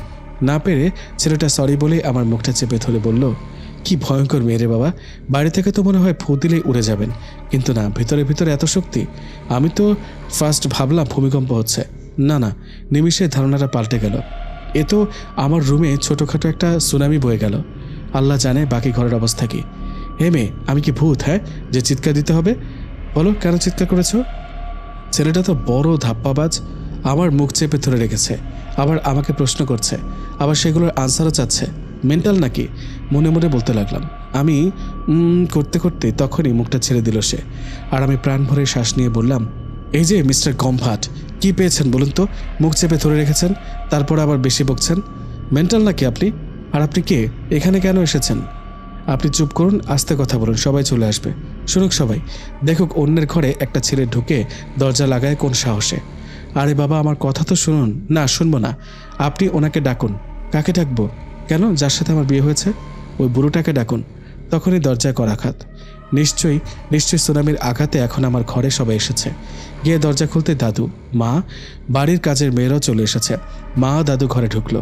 ওরা সবাই দরজাটা লাগিয়ে দিয়ে বাইরে দাঁড়িয়ে আছে। কি হয়েছে? কি হয়েছে? এত চিৎকার চেঁচামেচি কিসের? আর বলো না মা, আমাকে ওনার পছন্দ হয়নি, উনি দাদুকে খুঁজছে। হালকা কাঁদো কাঁদো স্বরে। দাদু, দাদু গো, কি আছে তোমার মাঝে যা আমার নেই? বাসরাতে আমার বউ আমাকে না খুঁজে তোমাকে খুঁজছে। তুমি এই বয়সে এসে কি লজ্জায় ফেললে আমায়। দেখো দাদু, দেখো, আমার মতো একটা স্মার্ট হ্যান্ডসাম ড্যাশিং ছেলেকে রেখে তোমার মতো 60 বছরের বুড়োকে খুঁজছে। হায় হায়, এই মুখ আমি কাকে দেখাবো? আমি তো রীতিমতো অবাক। কি বলছে এই ছেলে? ওর সাথে আমার বিয়ে হয়েছে আর আমি টেরও পেলাম না। এর পাবোটা কি করে? যা অবস্থা ছিল, ছি ছি, তখন আমি চিৎকার চেঁচামেচি না করে ওনার কথাগুলো শুনলে হয়তো আমাকে এই লজ্জার মুখোমুখি হতে হতো না। আমি না হয় নার্ভাসে ওসব করেছি, কিন্তু উনি সে কখন থেকে ন্যাকা কান্নার ড্রামা করেই যাচ্ছে। মনে মনে, দাদু দেখো, দাদু ভাই, আমার আর কত বয়স হয়েছে বলতো? সবে তো 60-এ পা দিলাম। বয়সে তুমি আমাকে হারিয়ে দিতেই পারো, আই ডোন্ট মাইন্ড, বাট আমার রূপে আমি তোমাকে হারিয়ে দিতে পারবো। দেখেছো, তোমার বউ আমার ওপর ফিদা, সেখানে তুমি নিজেকে হ্যান্ডসাম বলছো। শেম দাদু ভাই, শেম। দেখো না, যখন আমি তোমার সাথে বাইরে বের হই তখন মেয়েরা কেমন আমার দিকে ড্যাবডেবিয়ে তাকিয়ে থাকে। তাই তো আমি বাইরে তেমন বের হই না, আমারও সব ভালো লাগে না। ইউনো, মা বলল। বাবা কি শুরু করলেন বলুন তো? আর এই দুষ্টু কি বলবো, এদের কথা। নাতি দাদু যখন এক হয় তখন বাড়িটা মাথায় উঠে যায়। শুধু আমার নতুন বৌমাকে জ্বালাচ্ছে। এই যে বৌমা, তুমি ভয় পেও না তো, আসো এদিকে আসো, তোমাদের সাথে পরিচয় করিয়ে দিই। এই যে দেখছো, সাদা পাঞ্জাবি পরা, চোখে চশমা, হাতে লাঠি, উনি আর কেউ নয়, তোমার দাদা শ্বশুর। আর এই যে বাদরটা দেখছো, এই হচ্ছে তোমার বর, আমার বড় ছেলে শুভ। বাকি আরও সদস্য আছে, তারা একটি কাজের উদ্দেশ্যে বাড়ির বাইরে আছে। আর বাবা, এই দুষ্টু ছেলে তোমাকেও বলছি, আমার মিষ্টি বৌমার সাথে আর কেউ দুষ্টুমি করবে না। এমনিতেই বেচারে নিজের বাড়ি ছেড়ে নতুন বাড়িতে এসেছে, তার মনের অবস্থাটা যে কি সেটা একমাত্র মেয়েরাই বোঝে। তোমরা কি বুঝবে? বাসার সবাইকে ছেড়ে এসেছে, কষ্ট তো লাগবেই, তার উপর তোমাদের এক্সট্রা যন্ত্রণা। বাবা চলুন আপনাকে ঘরে দিয়ে আসি। আর হ্যাঁ, কোনো দুষ্টুমি নয়, বুঝলি শুভ? হ্যাঁ মা, বুঝেছি। তারপর মা আর দাদু চলে গেল। শুভ গিয়ে দরজাটা অফ করে যেই না তাকাবে, প্রিয়া বলল, এই ছেলে, এই দরজা অফ কেন করছেন? দরজা খুলুন বলছি। শুভ বলল, প্রথমত আমার নাম শুভ, এই ছেলে এই ছেলে না। দ্বিতীয়ত আজ আমার বাসরাত, তাই দরজা লাগিয়েছি। বাসরাতে আমরা কত কিছু করব, তাছাড়া দরজা খুলে রাখলে সবাই কি ভাববে? কে কি ভাববে? ওহ, আমাকে কপি করা হচ্ছে? বুঝি, সামনে একটা হ্যান্ডসাম ছেলে থাকলে তাকে ইমপ্রেস করার জন্য মেয়েরা এমনটাই করে থাকে। হ্যাঁ, আর যেন কি বললে? অনেকটা ভেবে বলল, ও হ্যাঁ, মনে পড়েছে, সবাই কি ভাববে। তাই তো তুমি কি ভেবেছ আমি বোকা? দরজাটা খোলা রাখবে আর বাড়ির সবাই দরজা খোলা দেখে ভাববে যে তুমি আমাকে পাত্তা দিচ্ছ না, আমাকে মেনে নিবে না, সময় চাও। তা হবে না, বুঝলে? তাই দরজাটা আগে থেকে লাগিয়ে দিলাম, এখন আমি যা বলবো তাই হবে। ছেলেটা তো খুব চালাক, ওর কথাগুলো শুনে মনে হচ্ছে কিছু একটা করে ছাড়বে। না, আমাকে ভয় পেলে হবে না, আর আমি যে ভয় পেয়ে আছি সেটা ওকে বুঝতে দেওয়া যাবে না। আর ও যদি বুঝতে পারে আমি ওর কথা শুনে ভয়ে ইঁদুরের মতো হয়ে গেছি, তাহলে আমার ঘাড়ে চেপে বসবে। না, আমাকে সিংহ হতে হবে। এই যে আমার রূপবতী গুণবতী বউটা, কি প্ল্যান করছো? যাই ভাবো না কেন, আজ তো তোমায় ছাড়বো না। কি করবেন আপনি? কেন সবাই যা করে? দেখুন, আমার সাথে কোনো কিছু করার চেষ্টা করবেন না, তাহলে কিন্তু অনেক কিছু হয়ে যাবে। আমার ক্ষমতা সম্পর্কে আপনার কোনো ধারণাই নেই, আমি অনেক কিছু করতে পারি। So be careful. আচ্ছা, কি করতে পারো তুমি? আমিও একটু দেখি, দেখাও আমায়। দেখুন, ভালো হবে না কিন্তু, বলে রাখলাম। আচ্ছা, আমার বউটা খারাপ কিছু হলে আমি সামলে নিব, তুমি দেখাও তোমার ক্ষমতা, আমি দেখতে চাই। বউ একটু ভয় পাচ্ছে না, কি হবে আমার? আমি কি ভয় দেখাবো? আমারই তো হাত পা কাঁপছে, ভয় কি বলবো ভাবতে ভাবতে হঠাৎ করে বলে ফেললাম, চিৎকার করব। কথাটা শোনার পরেই শুভর মুখটা চুপসে গেল। বুঝতে পারলাম ঢিলটা অন্ধকারে মারলেও ঠিক জায়গাতেই লেগেছে। মনে মনে হেসে দিলাম, দাঁড়াও বাপু, আজ তোমার হচ্ছে। চিৎকার করব, চিৎকার। এই মেয়েটা তো ডেঞ্জারাস, চিৎকার মানে ছোটোখাটো সুনামি না। মা তো বলেই গেল কোনো দুষ্টুমি না। এখনও যদি আবার চিৎকার করে তাহলে মা ঘরে এসে আমার একমাত্র বউয়ের সামনে কানমলা আর 2-4টা থাপ্পড় তো খেতেই হবে। না, নতুন বউয়ের সামনে যদি বাসরাতে মায়ের হাতে মার খাই তাহলে তো প্রেস্টিজ পাঞ্চার, মনে মনে ভাবলো। না প্রিয়া, তুমি এটা করো না, আমি তো জাস্ট একটু ফান করেছি তোমার সাথে, দেখলাম তুমি কি রিয়েক্ট করো। আচ্ছা, এসব বাদ দাও না, চলো আমরা ঘুমাই মানে আমরা কি একসাথে ঘুমাবো নাকি? চিনি না জানি না অচেনা একজনের সাথে আমি কি এক বিছানায় ঘুমাতে পারবো না, বুঝলেন মিস্টার? কি বললে? তুমি আমাকে চেনো না? ওকে, আমি তোমাকে এখনই আমার সাথে পরিচয় করিয়ে দিচ্ছি। আমি শুভ, তোমার একমাত্র স্বামী। আমাদের বিয়ের কাগজপত্র সব কিছু আছে, এখন চেনা হয়ে গেছে।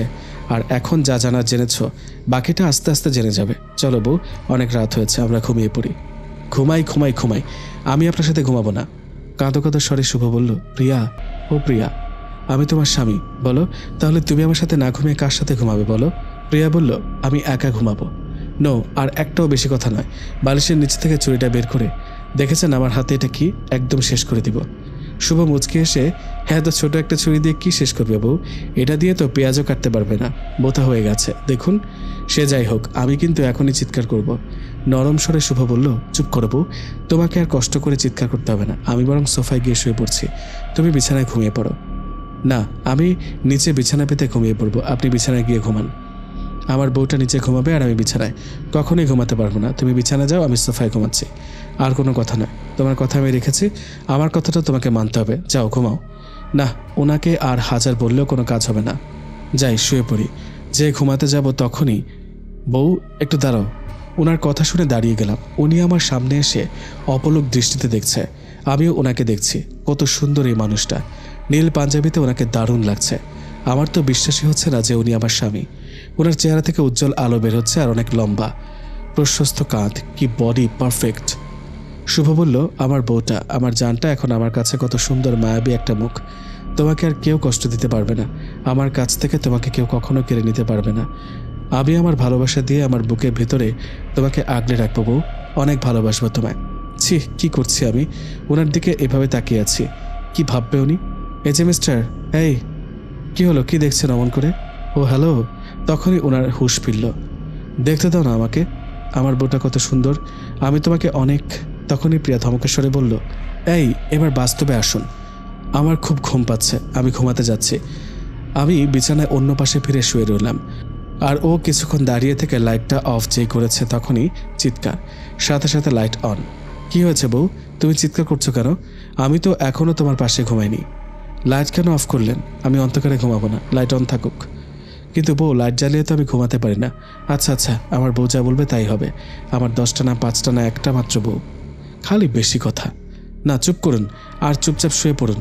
ও সোফায় গিয়ে শুয়ে আমার দিকে তাকিয়ে আছে। আমি মুখে বিরক্তি রেখে টেনে ঘুমিয়ে রইলাম। বাহ, কি নরম বিছানা, এত নরম বিছানাও হয়, খুব ভালো লাগছে।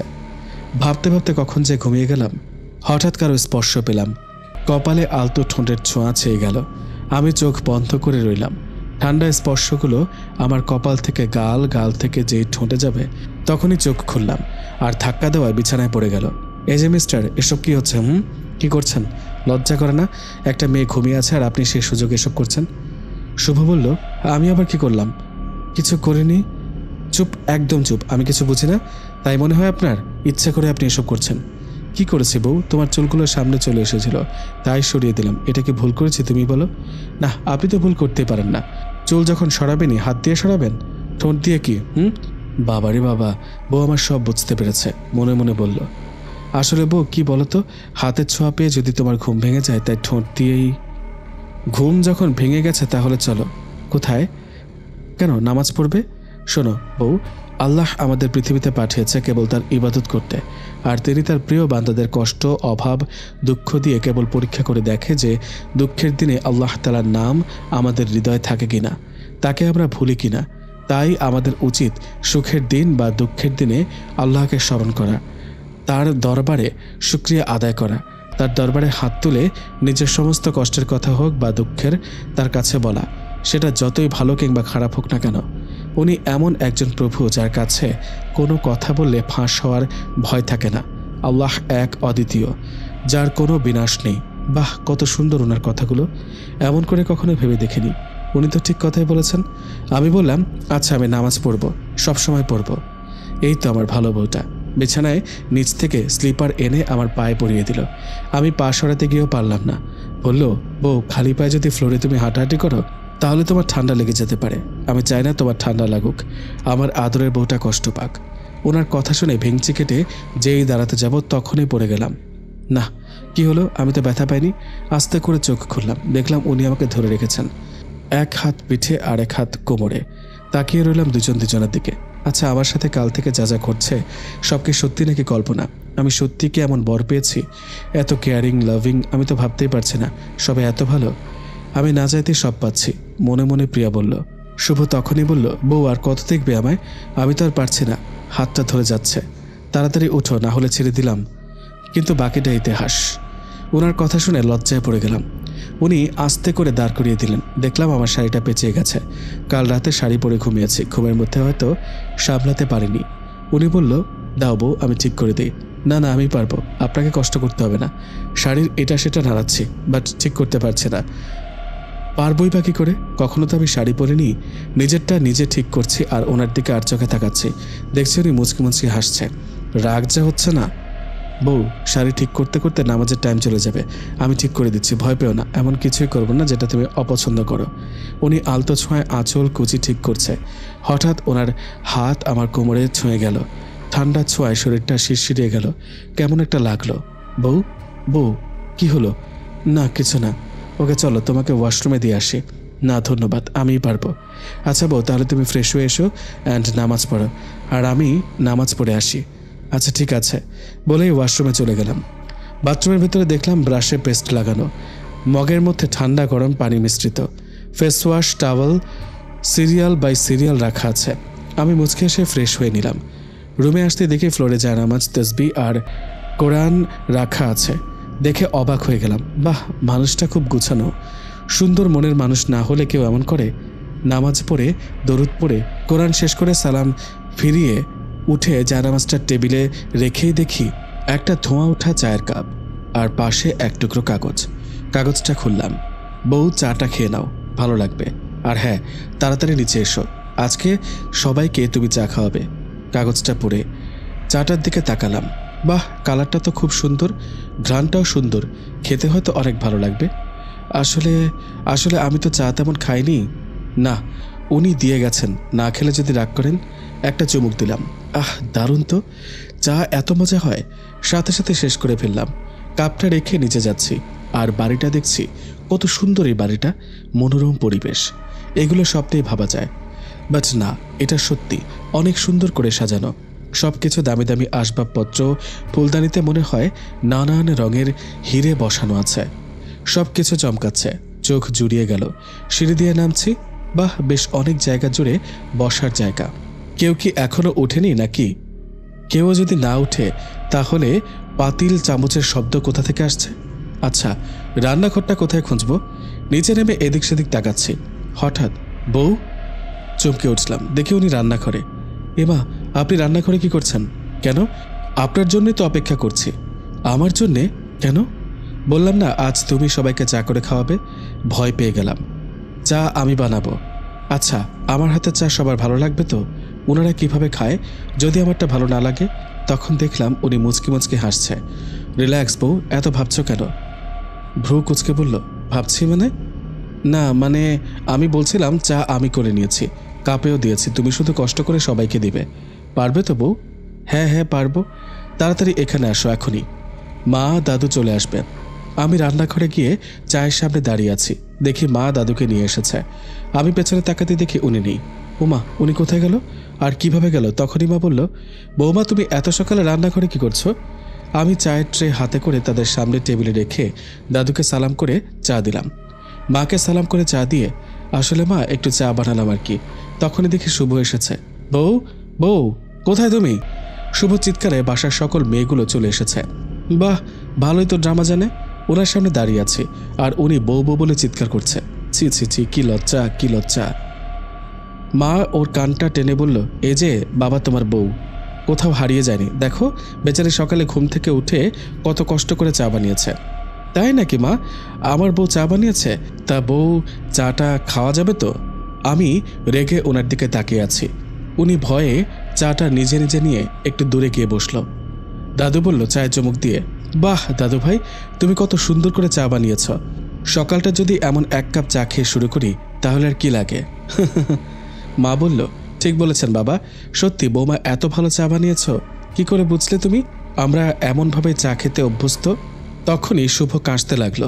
সবাই কি হয়েছে বলে দাদুভাই বলল, দাদুভাই বউয়ের হাতে চা আস্তে আস্তে খাও, প্রথম প্রথম এমনই হয়। মা বলল, বাবা কি যে বলেন। আরে প্রিয়া মা, তুমি ওখানে কেন দাঁড়িয়ে আছো? এখানে আমার পাশে এসে বসো। খাদিজা, চায়ের কাপটা দে তো। নাও বৌমা, তুমি খাও। না মা, আমি তো। মুখের কথা শেষ না করতে শুভ বলল, হ্যাঁ হ্যাঁ বুঝেছি, তুমি চা বানিয়েছো বলে কি খাবে না? কাপটা ধরো। কাপটা নিয়ে তারপর সবার সাথে আড্ডা দিলাম। অনেকটা সময় কাটানোর পর রুমে চলে এলাম। বারান্দায় দাঁড়িয়ে আছে, ফুলের ঘ্রাণে হালকা ঠান্ডা বাতাসে ভালোই লাগছে। হঠাৎ রূপা আর ভাইয়ের কথা মনে পড়ে গেল। নিজের চোখ বেয়ে পানি পড়ছে।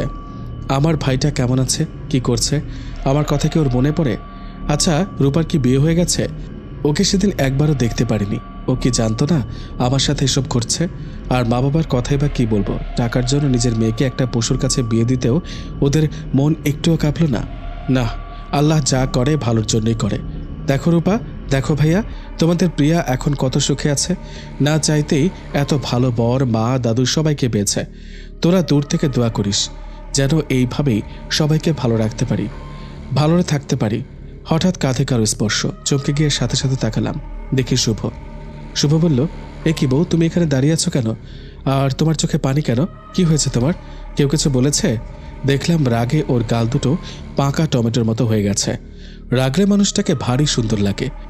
আমার 2 ফোঁটা চোখের পানির জন্য উনি এত ছটফট করছে, এই বুঝি কেঁদেই দিবে। না, কিছু হয়নি, আর এখানে দাঁড়াতে ভালোই লাগছে। শুভ বলল, তাহলে তোমার চোখে পানি কেন? এমনি হয়তো কিছু একটা পড়েছে। বউ, আমার সাথে মিথ্যে বলছো, তুমি আমার কাছে লুকাচ্ছ। বলো বউ, কি হয়েছে? ওর এমন নরম স্বরে কথা শুনে চোখে অনবরত পানি আসছে। না পেরে ওকে জড়িয়ে ধরলাম আর কাঁদতে লাগলাম। ভাইটার কথা খুব মনে পড়ছে। ও কেমন আছে, কি করছে, আমার কথা ওর মনে পড়ে কিনা। শুভ বলল, বউ তুমি শান্ত হও, তোমার ভাই ভালো আছে, আর তোমাকে মনে কেন করবে না? ও যে তোমাকে অনেক ভালোবাসে। আপনি কি করে জানলেন? চমকে গিয়ে শুভ বলল, ওই আর কি। চোখের পানি মুছে দিয়ে বলল, চলুন। কোথায়? আমার সাথে। ওর সাথে যাচ্ছি। সিঁড়ি দিয়ে ও আমাকে হাতে ধরে নামাচ্ছে। সদর দরজার সামনে গিয়ে দাঁড়াতে বিরাট দরজা খুলে গেল। অবাক হয়ে গেলাম। এই প্রথম আমি বাড়ির বাইরে গেলাম। কিন্তু এখন কয়টা বাজে? কিছুক্ষণ আগেই তো সকাল হলো। তাহলে এখন কি ভোর নাকি সন্ধ্যা? হঠাৎ দেখলাম শুভ মুচকি মুচকি হাসছে। প্রিয়া বলল, এই যে মিস্টার, লুকিয়ে লুকিয়ে হাসা হচ্ছে কেন? কোথায় বউ? আমি তো ভাবছি। ভাবছেন? কি ভাবছেন? আমি ভাবছি এই যে আমি এত সুন্দর হ্যান্ডসাম একটা ছেলে তোমার পাশে হাঁটছি, কিন্তু তুমি আমায় কোনো পাত্তাই দিচ্ছ না। এটা আমি টলারেট করতে পারছি না। ইনফ্যাক্ট এমনটা ফার্স্ট টাইম হচ্ছে। আমি তো ভেবেছিলাম এমন একটা রোম্যান্টিক মুহূর্তে তুমি আমার হাত ধরবে, আমাকে একটু জড়িয়ে ধরবে, তা না করে শুধু ভাবছো আর ভাবছো। বাহ, এই প্রথম আমি কাউকে দেখলাম যে আপনার প্রশংসা আপনি নিজে নিজে করতেই পছন্দ করেন। একটা নিঃশ্বাস ফেলে শুভ বলল, কি আর করব বউ, তুমি তো করো না, তাই বাধ্য হয়ে আমার নিজের গুণগান নিজেরই করতে হয়। আচ্ছা, আপনাদের এখানে পরিবেশ অন্যরকম, সকাল না সন্ধ্যা বোঝাই যায় না কেন? আমাদের এখানে পরিবেশ সবসময় এমনই থাকে। কেন? কারণ আমরা বেশি আলো পছন্দ করি না, আবছা আলোয় থাকতেই অভ্যস্ত। শুভর কথাগুলি প্রিয়ার মাথার উপর দিয়ে গেল। হঠাৎ খেয়াল করলাম বাগানটা, বাহ দারুণ তো, খুব সুন্দর নানান রকমের ফুল, যা আমি কখনোই দেখিনি। আচ্ছা, এই ফুলগুলোর নাম কি? এগুলো সবই আমার অচেনা। এত বড় বড় ফুলও কি হয় কখনো? শুভ বলল, চলো তোমাকে ওদের সাথে পরিচয় করিয়ে দিই। এই যে সোনালী কালারের এই ফুলটা দেখছো, এই ফুলটার নাম আমং, আর এই সাদা ফুলটার নাম চিচাং। আমি ওনার মুখে ফুলের নামগুলো শুনে হেসে যাচ্ছি, জোরে জোরে হাসছিলাম। উনি আমার দিকে অবাক দৃষ্টিতে তাকিয়েছিলেন। বাহ, এত সুন্দর সুন্দর ফুল আর তাদের এই অদ্ভুত অদ্ভুত নাম বলে আবার হেসে দিলাম। হঠাৎ শুভ আমার গালে একটা কিস করে বসলো। চুপ হয়ে গেলাম আমি। একটু রাগ দেখিয়ে বললাম, এটা কি করলেন? কোনটা আমার বউ? এই যে এটা। এইটা কোনটা? এইটা মানে কোনটা? আপনি মজা করছেন, বুঝেন না? আসলে তোমাকে হাসতে দেখে আমি কি করব না করব বুঝতে পারছিলাম না, তাই একটা কিস করে বসলাম। কেন বউ, কম হয়ে গেল? ওয়েট, আরেকটা গালে দিয়ে সমান করে দিই। না না, একদম না, একটাই ঠিক আছে। শুভ মুচকি এসে বলল, চলো ওখানে। ওখানে কেন? এখানে তো এত সুন্দর ফুল, আমার তো আর কোথাও যেতে ইচ্ছা করছে না। তাই নাকি বউ? আচ্ছা, আমি তোমায় কোলে করে নিয়ে যাচ্ছি। এই না না বলতেই কোলে নিয়ে নিল। তেমন মানাও করতে পারলাম না। বাবারে, এই আমি কাকে কোলে নিয়েছি? এত ভারী, পারছি না, পড়েই যাব। এই, আপনি হেলে দুলে হাঁটছেন কেন? পড়ে যাব তো। আমার বউটা এত ভারী কে জানতো? বাবা, এই যে এত মোটা মোটা মাসেল দুটো কাজে লাগান, সামান্য আমাকেই পারছেন না, আবার বডি দেখায়। আচ্ছা, আমাকে ভেঙচি কাটা হচ্ছে, সময় হলে দেখিয়ে দেব। শুভর এই 2 হাতে কত শক্তি। হঠাৎ আমাকে অতি যত্নের সাথে আস্তে করে কোল থেকে নিচে নামালো। আমি হা করে তাকিয়ে আছি। আমি কি দেখছি? এত ফলের বাগান চোখে জুড়িয়ে যাচ্ছে। কি নেই এখানে? কমলা, আম, লিচু, কলা, কাঁঠাল, মালটা, আঙ্গুর, চেনা অচেনা কত রকমের ফল, সিজনাল আনসিজনাল ফল। শুভ আমাকে একটা আপেল ছিঁড়ে দিল, নিজে খেলাম। বাহ, কি মিষ্টি, দারুণ স্বাদ। তারপর আঙ্গুর দিল। গাছ থেকে ফল ছিঁড়ে খাওয়ার স্বাদই আলাদা। শুভ বলল, দেখো কি হারামি, এত কষ্ট করে কোলে করে নিয়ে আসলাম, না আমাকে খাওয়াবে না, উনিই খাচ্ছে। বউ গো, আমাকে খাইয়ে দাও। কেন, নিজেরটা নিজে খান। দেখলাম মুখটা ভার করে অন্যদিকে তাকিয়ে আছে। আমি একটা আঙ্গুর ছিঁড়ে ওনার মুখে ধরলাম। ওমা, এ কি আমার হাতে আঙুলটাই কামড় দিয়ে দিল। ওমা গো, কি হয়েছে বউ? আঙ্গুরের সাথে সাথে আমার হাতের আঙুলও কামড় বসিয়ে দিয়েছেন। সরি বউ, আই এম রিয়েলি সরি, কান ধরে বলল। তারপর কথা বলতে বলতে শুভকে বললাম, এত এত ফুল দেখলাম, কিন্তু আপনাদের এখানে গোলাপ ফুল দেখলাম না কেন? এই ফুলগুলো কি এখানে হয় না, নাকি পাওয়া যায় না? শুভ কিছু বলল না, শুধু আমার দিকে তাকিয়ে রইল। তখন খাদিজা এসে বলল, বড় ভাইয়া, বড় মা আপনাকে আর ভাবিকে বাসায় যেতে বলেছেন। শুভ হাত দিয়ে ইশারা করলো। খাদিজা চলে গেল। তারপর আমরা দুজন ভিতরে ঢুকলাম। দেখলাম মা রান্নাঘরে সবাইকে দেখিয়ে দিচ্ছে, এটা এভাবে, ওটা ওভাবে। আমি মায়ের সামনে গিয়ে সালাম করলাম। মা বলল, বেঁচে থাকো, সুখে থাকো, আমার এই ঘরটা আলোয় আলোয় উজ্জ্বল করে রেখো। যাও মা, গোসল করে রেডি হয়ে এসো, আজ তো তোমার বউ ভাত, যাও রুমে যাও। শুভ আমার দিকে তাকিয়ে রইল। আমি শুভকে নিচে রেখে উপরে চলে গেলাম। ভাবছে কি পরবো, আজও কি শাড়ি পরতে হবে? কি ঝামেলায় পড়লাম রে বাবা। তখনই শুভ রুমে হাজির। কি হয়েছে প্রিয়া, কি ভাবছ? আচ্ছা, আজও কি আমার শাড়ি পরতে হবে? হ্যাঁ, কেন প্রিয়া? না মানে না মানে বুঝলাম, বাট মানে কি বউ? Any problem? কি? আসলে আমি শাড়ি পরতে জানি না। কি হবে এখন? শুভ হাসতে হাসতে বলল, বউ তুমি কি বললা, তুমি শাড়ি পরতে জানো না? পেটে হাত রেখে হাসতে লাগলো। হাসি একটু থামিয়ে, আচ্ছা বউ, তুমি যে শাড়ি পরতে জানো না, এটা কেউ জানে? কে? খাদিজা। কথাটা শুনে শুভ কাঁদো কাঁদো স্বরে বলতে লাগলো, আমার আর মান সম্মান রইল না বউ। আমার বউ শাড়ি পরতে জানে না? কি লজ্জা, কি লজ্জা। থামুন, ভালো ড্রামা করতে জানেন আপনি। এই হাসছেন আবার এই কাঁদছেন, বুঝি না আপনার ব্যাপার স্যাপার। তখনই মা দরজা নক করলো। বৌমা, আমি ভিতরে আসবো? হ্যাঁ মা, আসুন। দেখলাম মায়ের হাতে অনেকগুলো গয়নার বাক্স। বিছানার ওপর রেখে আমাকে কাছে টেনে নিল। বৌমা, এই গয়নাগুলো দেখো। বাক্সটা খুলে চমকে গেলাম। কত সুন্দর গহনা, চকচক করছে, হীরের পাথরগুলো চিকচিক করছে। এ কি মা, আমাকে তো আপনি অনেক গহনা দিয়েছেন, তাহলে আবার এগুলো কেন? মা একটা মুচকি হাসি দিয়ে বলল, কি যে বলো না বৌমা, সেগুলো তো তোমার বিয়ের জন্য দিয়েছিলাম, সবসময় পরবে।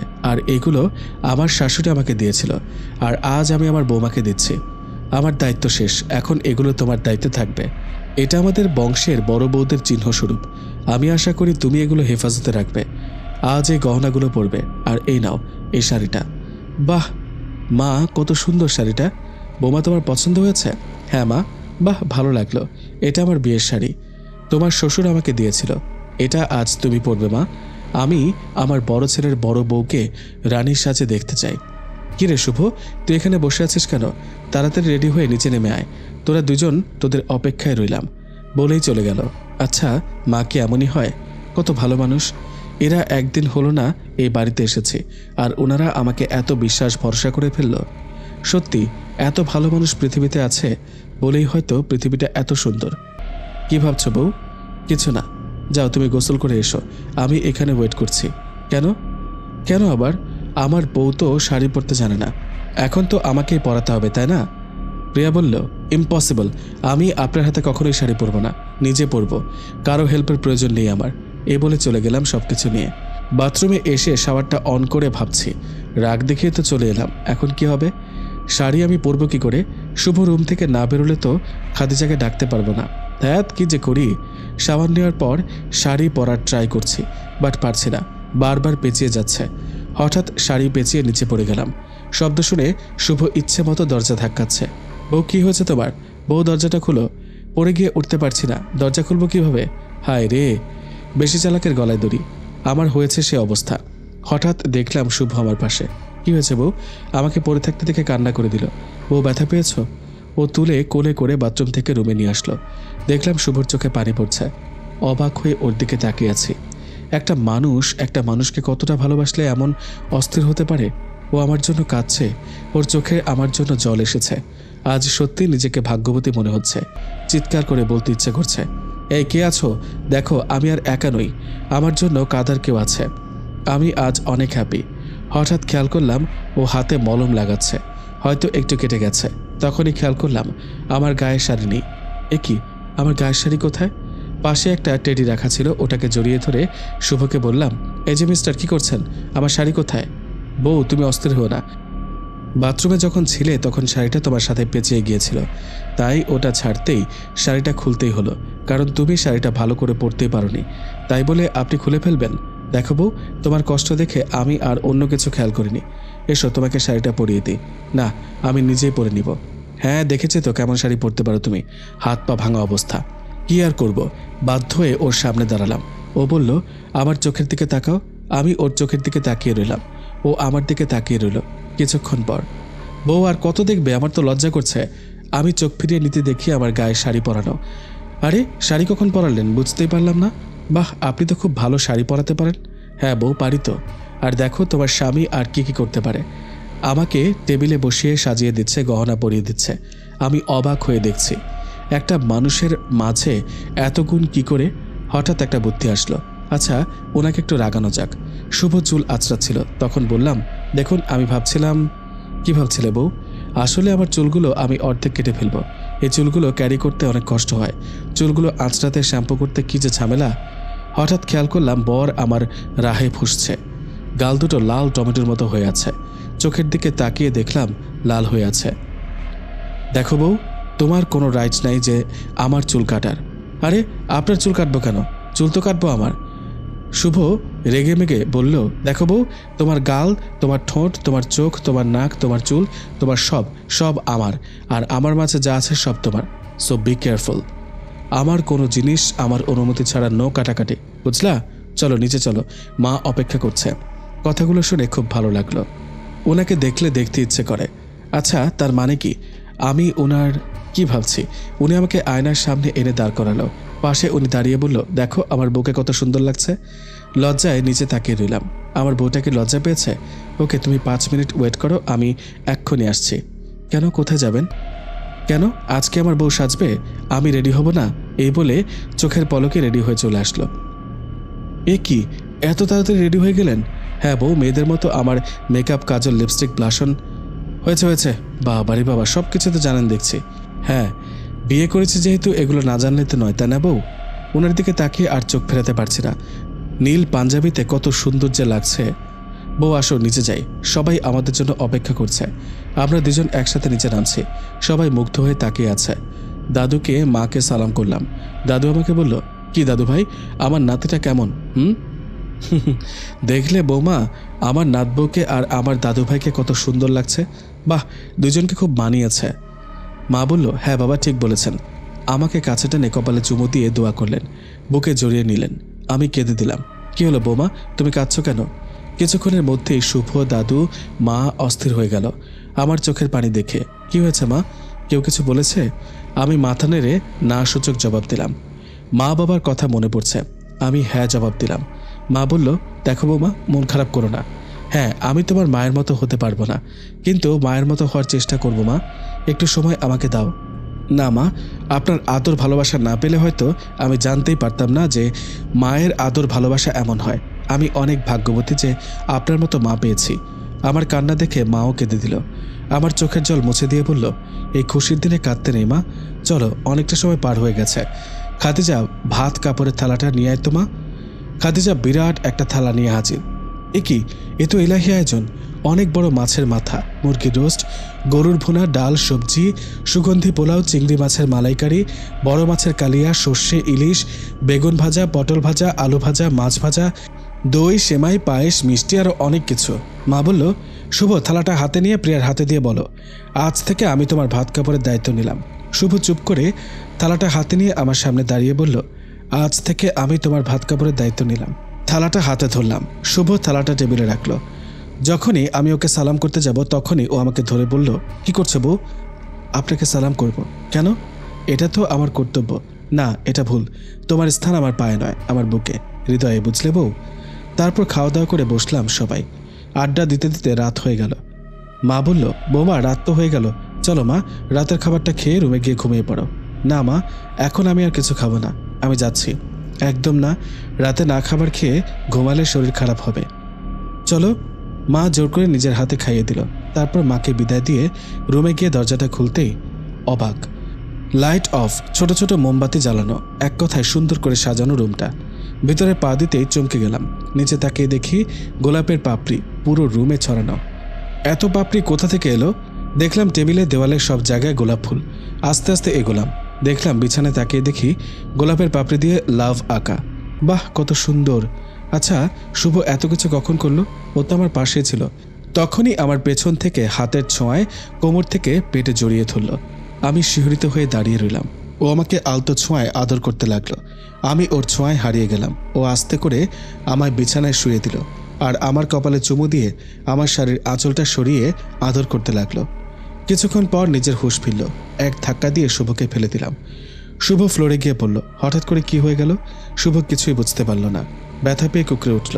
আমি বিছানা থেকে উঠে নিজের শাড়িটা ঠিক করে অন্যদিকে তাকিয়ে আছি। শুভ কষ্ট করে উঠে, কি হয়েছে প্রিয়া? তুমি এমন করলে কেন? আপনি যা করলেন তা ঠিক করেননি। আমি ভুলটা কি করেছি? তোমাকে ছোঁয়ার অধিকার আমার আছে, আর যা হচ্ছিল তা তোমার আমার সম্মতিতে হচ্ছিল। হঠাৎ কি হলো তোমার? দেখুন, আমি এগুলোর জন্য এখনও প্রস্তুত নই। আমি সময় চাই। কেন? আমাকে তোমার পছন্দ নয়? আমাকে কি তোমার ভালো লাগে না? আমার কি কোনো ভুল হয়েছে বলো? আমি শুধরে নেব। প্লিজ, তুমি আমাকে তোমার থেকে দূরে সরিয়ে দিও না। আমি তোমাকে আপন করে পেতে চাই, তোমাকে আমার বুকে জড়িয়ে রাখতে চাই। তুমি কেন আমাকে বারবার ফিরিয়ে দিচ্ছ? বলো, বলো বউ। দেখুন, আমি এত কিছু বলতে পারবো না। আপনি এখান থেকে চলে যান। আমি কিছুক্ষণ একা থাকতে চাই। ও কিছু না বলে চোখ মুছতে মুছতে চলে গেল। তখনই প্রিয়া বিছানায় বসে কাঁদতে লাগলো। হায় হায়, আমি এটা কি করলাম? কেন করলাম? কি হয়েছিল আমার? ছি ছি, ছেলেটা আমাকে এত ভালোবাসে, এত কেয়ার করে, আর তাকে আমি ধাক্কা দিয়ে ফ্লোরে ফেলে দিলাম। নিশ্চয়ই অনেক ব্যথা পেয়েছে ও। আমাকে কষ্ট থেকে তুলে এনে সুখের ঘরে জায়গা দিয়েছে। দিয়েছে মায়ের ভালোবাসা, দাদুর আদর আর ওর সম্মান। আর সেই আমি ওকে ওর প্রাপ্য জিনিস ওকে দিতে পারছি না। আমার সব কিছু তো ওর, তাহলে ওকে কেন আমি ফিরিয়ে দিলাম? না, কোথায় গেল ও? রুম থেকে বেরিয়ে সব জায়গায় খুঁজলাম, কিন্তু পেলাম না। ব্যর্থ হয়ে রুমে এসে কাঁদতে কাঁদতে ঘুমিয়ে পড়লাম। ঘুম থেকে উঠে দেখি সকাল হয়ে গেছে। বিছানায় তাকিয়ে দেখি শুভ নেই। তার মানে ও রাতে বাড়ি ফিরেনি। কোথায় গেল? নিচে দেখলাম মা, দাদুর সবাই। মাকে জিজ্ঞেস করলাম, মা, শুভ কোথায়? কেন বৌমা, এত সকালে আবার কোথায় গেল? রাতের কথা আর মাকে জানালাম না। বৌমা, চিন্তা করো না, ও একটু পরেই ফিরে আসবে। দরজার দিকে তাকাতেই চোখে পানি এসে বলল, কি করব না করব? মা বলল, যাও মা, রুমে যাও। আমি চোখের পানি আড়াল করে রুমের দিকে এগোলাম। রুমে এসে কাঁদছি, তখনই কারো স্পর্শ। সাথে সাথে তাকিয়ে দেখলাম দাদু। দাদুকে দেখে চোখের পানি মুছে ঘোমটা দিয়ে দাদুকে বসতে দিলাম। এ কি দাদু, তুমি এত কষ্ট করে কেন উপরে এলে? আমাকে ডাকলেই তো আমি নিচে যেতাম। দাদু বলল, দাদু ভাই, নিচে ডাকলে তো তোমার এই অবস্থা জানতে পারতাম না। কি হয়েছে দাদু ভাই? দাদুর কথাটা শুনে আর নিজেকে আটকে রাখতে পারলাম না। জোরে জোরে কেঁদে দিলাম। দাদু আমার মাথায় হাত রেখে, শান্ত হও দাদা ভাই। এই স্বামী স্ত্রীর মধ্যে মান অভিমান তো থাকবেই, তাই বলে তুমি এভাবে ভেঙে পড়বে? শুভ তোমাকে অনেক ভালোবাসে, আমি জানি ও কোথায়। আমি ওকে এখনই নিয়ে আসছি, তুমি কেঁদো না। আমি দাদুর কথা শুনে খুশি হয়ে বললাম, সত্যি দাদু, ও এখনই আসবে। হ্যাঁ দাদু ভাই। এই কথাটা বলে দাদু চলে গেল। আমি আলমারি থেকে সেদিনের নীল শাড়িটা বের করে বাথরুমে গিয়ে ফ্রেশ হয়ে গোসল করে শাড়িটা কোনো রকম পরে সেজে বারান্দায় দাঁড়িয়ে আছি। হঠাৎ কারো আসার শব্দ। আমি চমকে উঠলাম। নিশ্চয়ই শুভ এসেছে। আমাকে ওর কাছে ক্ষমা চাইতেই হবে। আমাকে আমার মনের কথা ওকে জানাতে হবে। আমি বলবো আমি ওকে কতটা ভালোবাসি। তখনই পেছন থেকে আমাকে জড়িয়ে ধরে নিজের সাথে চেপে ধরল। ছোঁয়াটা অন্যরকম মনে হলেও মাথা নিলাম না। কাল আমার এমনটা করা একদমই ঠিক হয়নি। আপনি আমাকে ক্ষমা করে দিন। আজ থেকে আপনি যা বলবেন তাই হবে। আমি আপনাকে অনেক ভালোবাসি, কিন্তু কালকের ব্যবহারের জন্য আমি দুঃখিত। ও আমাকে আরও জোরে চেপে ধরল। আমি চোখ বন্ধ করে ফেললাম। ও সামনে এসে আমাকে জড়িয়ে ধরল, আর আমিও ওকে জড়িয়ে ধরলাম। তখনই কেউ দরজা খুলে প্রবেশ করলো। পেছনে তাকিয়ে দেখি শুভ। আমি অবাক হয়ে শুভর দিকে তাকিয়ে রইলাম। এ কি, শুভ ওখানে? তাহলে আমি কাকে জড়িয়ে ধরলাম? তখনই তাকিয়ে দেখি অন্য কেউ। এ কি, আপনি কে? শুভ বলল, কেন, জড়িয়ে ধরার সময় দেখনি? না, মানে থাকবো। ও আমার ছোট ভাই রোহান। আর রোহান এই তোর ভাবি। বাহ ভাবি, তুমি তো ঝাক্কাস, খুব সুন্দর। আর তুমি যেভাবে আমাকে জড়িয়ে ধরেছ আমার কিন্তু খারাপ লাগেনি। মজা করলাম। এই কথাটা শুনে শুভ রোহানকে নিয়ে রুম থেকে চলে গেল। কি হচ্ছে এসব আমার সাথে? শুভ তো কখনো বলে নাই যে ওর ছোট ভাই আছে। শুভ কি ভাববে এখন? এমনিতে ও কষ্ট পেয়ে আছে, তার উপর এরকম দৃশ্য। ছি, কেনই বা তাকালাম না ওর দিকে। আর রোহানি বা কেমন, আমাকে কিভাবে জড়িয়ে তুললো? কি করব এখন? রুম থেকে বেরিয়ে নিচে চলে গেলাম। দেখলাম সবাই নিচে রোহানের সাথে কথা বলছে, আর শুভ এক কোণে বসে আছে। আমাকে নিচে নামতে দেখে ও বাইরে চলে গেল। মা বলল, এই যে বৌমা, এখানে এসো, এই তোমার ছোট দেবর রোহান। রোহান বলল, হ্যাঁ মা, ভাবির সাথে কোলাকুলি করেই পরিচয় হয়েছে। মানে? মজা করলাম। মা মুচকে একটা হাসি দিয়ে বলল, নে তোরা দুজন কথা বল, আমি দেখি রান্নাঘরের কি অবস্থা। এই বলে মা চলে গেল। ছেলেটা যে শুভর ভাই মনেই হচ্ছে না, কেমন করে তাকাচ্ছে আমার দিকে। ওর এমন তাকানো দেখেই আমি শাড়িটা ঠিক করে নিলাম। যখনই চলে আসবো, রোহান বলল, ভাবি খারাপ নজরে তাকিয়ে আছে। বাহ, ভাবি মনেই হয় না যে আপনার বিয়ে হয়ে গেছে। কি রূপ, কি যৌবন, দেখে যে কোনো ছেলের মাথায় নষ্ট হয়ে যাবে। সব ভালো জিনিস কেন ভাইয়ার নজরেই আগে পড়ে? প্রিয়া বলল, কি বলছো বলো তো? তুমি হয়তো ভুলে যাচ্ছ আমি তোমার বড় ভাবি। হ্যাঁ জানি তো, তাই বলে কি একটু দুষ্টুমি করতে পারবো না? ভাইয়ার পরে তো আমার স্থান, শুধু ভাইয়ের খেয়াল রাখলেই হবে না, ভাইয়ার সাথে সাথে আমারও খেয়াল রাখতে হবে। দেখলাম ও আমার বুকের দিকে তাকিয়ে কথাগুলো বলল। ছেলেটা তো সুবিধার না, শুভর মতো ছেলের ভাই কখনো রোহান হতে পারে না। এ তো একটা বদমাস, এর থেকে সাবধানে থাকতে হবে। রোহান বলল, ভাবি আপনার হাতটা দিন তো। কেন? পরে বলছি, আগে দাও। না, না পেরে আমার হাতটা রোহানের দিকে এগিয়ে দিলাম। আমার হাতটা ধরে বলল, বাহ ভাবি, কত নরম তোমার হাত, কত ভালো লাগছে ধরতে। রোহান আমার হাতটা এমন করে ধরেছে কেন? ওর ছোঁয়ার মধ্যে কোনো মাধুর্যতা নেই, কেমন জানি অস্বস্তি হচ্ছিল। ঠিক তখনই শুভ এসে থমকে গেল। ও আমার হাতের দিকে তাকিয়ে রইল। দেখলাম ওর চোখগুলো লাল হয়ে গেছে, খুব রাগ রাগ ভাব দেখা যাচ্ছে। আমি রোহানের হাত থেকে আমার হাতটা ছাড়ানোর চেষ্টা করছি, কিন্তু রোহান ছাড়ছে না। কি হলো ভাবি, এতক্ষণ তো ভালোই ছিলাম দুজন, এখন তুমি ভাইয়াকে দেখে হাত ছাড়িয়ে নিচ্ছ যে? ভাইয়াকে ভয় পাও নাকি তুমি? তুমি ভয় পেও না, ভাই কিছু বলবে না। শুভ কিছু না বলে উপরে চলে গেল। আমি কোনো রকমে হাতটা ছাড়িয়ে রুমে চলে গেলাম। দেখি শুভ নিজের হাতটা দিয়ে দেওয়ালে আঘাত করছে। আমি দৌড়ে গিয়ে ধরলাম, দেখলাম হাতে রক্ত। কি করছেন কি আপনি? কেন এমন করছেন? দেখুন তো হাতে কতটা কেটে গেছে, রক্ত বের হচ্ছে। শুভ হাতটা আমার কাছ থেকে ছাড়িয়ে নিয়ে বলল, তুমি এত কষ্ট করে উপরে আসতে গেলে কেন? তোমরা দুজন তো ভালোই সময় কাটাচ্ছিলে। যাও রোহানের কাছে যাও, আমাকে তো তোমার ভালো লাগে না। আপনি আমাকে ভুল বুঝছেন, আসলে থাকবো, ওসব কথা আমার শোনাতে হবে না। এ বলে আবারও রক্তমাখা হাত নিয়ে বাইরে বেরিয়ে গেল। না, আমাকে শুভকে আটকাতেই হবে। এই কাটা হাত নিয়ে ও কোথায় গেল?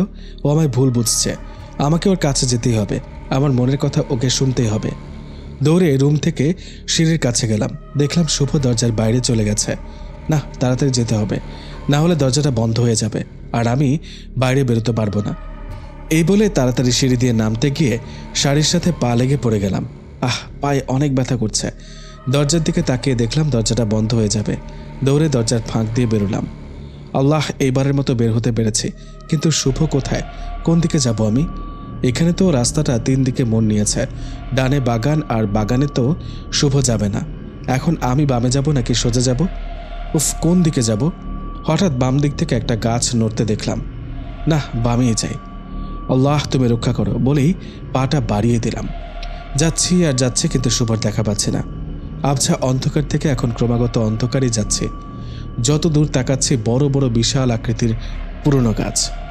আচ্ছা, আমি কি জঙ্গলের গভীরে এসে পড়েছি? তাহলে আমার কি হবে? কোন দিক দিয়ে বেরোবো? তাহলে কি আমি রাস্তা হারিয়ে ফেললাম? এখন কি হবে? তখনই একটা মোটা গলার আওয়াজ, তোমার কিছু হবে না সোনামণি, আমি তো আছি।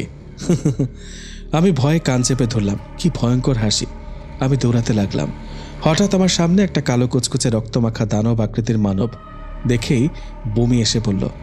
ভয় ভয় বললাম, কে আপনি? কেন আমাকে ভয় দেখাচ্ছেন? কি চান আমার কাছে? তখনই দানবটা হেসে বলল, তুমি তো খুব বুদ্ধিমতী। আমি চাই আমি তোমাকে চাই সোনা পাখি। আমার সামনে এগিয়ে মুখের সামনে এসে, সোনা পাখি আমি তোমার দেহটা চাই। কি ভয়ঙ্কর হাসি, বিশ্রী পচা গন্ধ, মুখ দিয়ে টপ টপ করে রক্ত পড়ছিল। আমি ওকে ধাক্কা দিয়ে দৌড়াতে লাগলাম, আর শুভ শুভ বলে চিৎকার করে ডাকছি। শুভ, শুভ, তুমি কোথায় শুভ? অন্ধকার জঙ্গলে দৌড়াচ্ছি। হঠাৎ একটা গাছের সাথে ধাক্কা খেয়ে পড়ে গেলাম। দানবটা বলল, কোথায় পালাবে তুমি সোনা পাখি? তুমি আর কারো নাও, শুধু আমারই হবে। আমি তোমাকে অনেক আদর করব সোনা পাখি।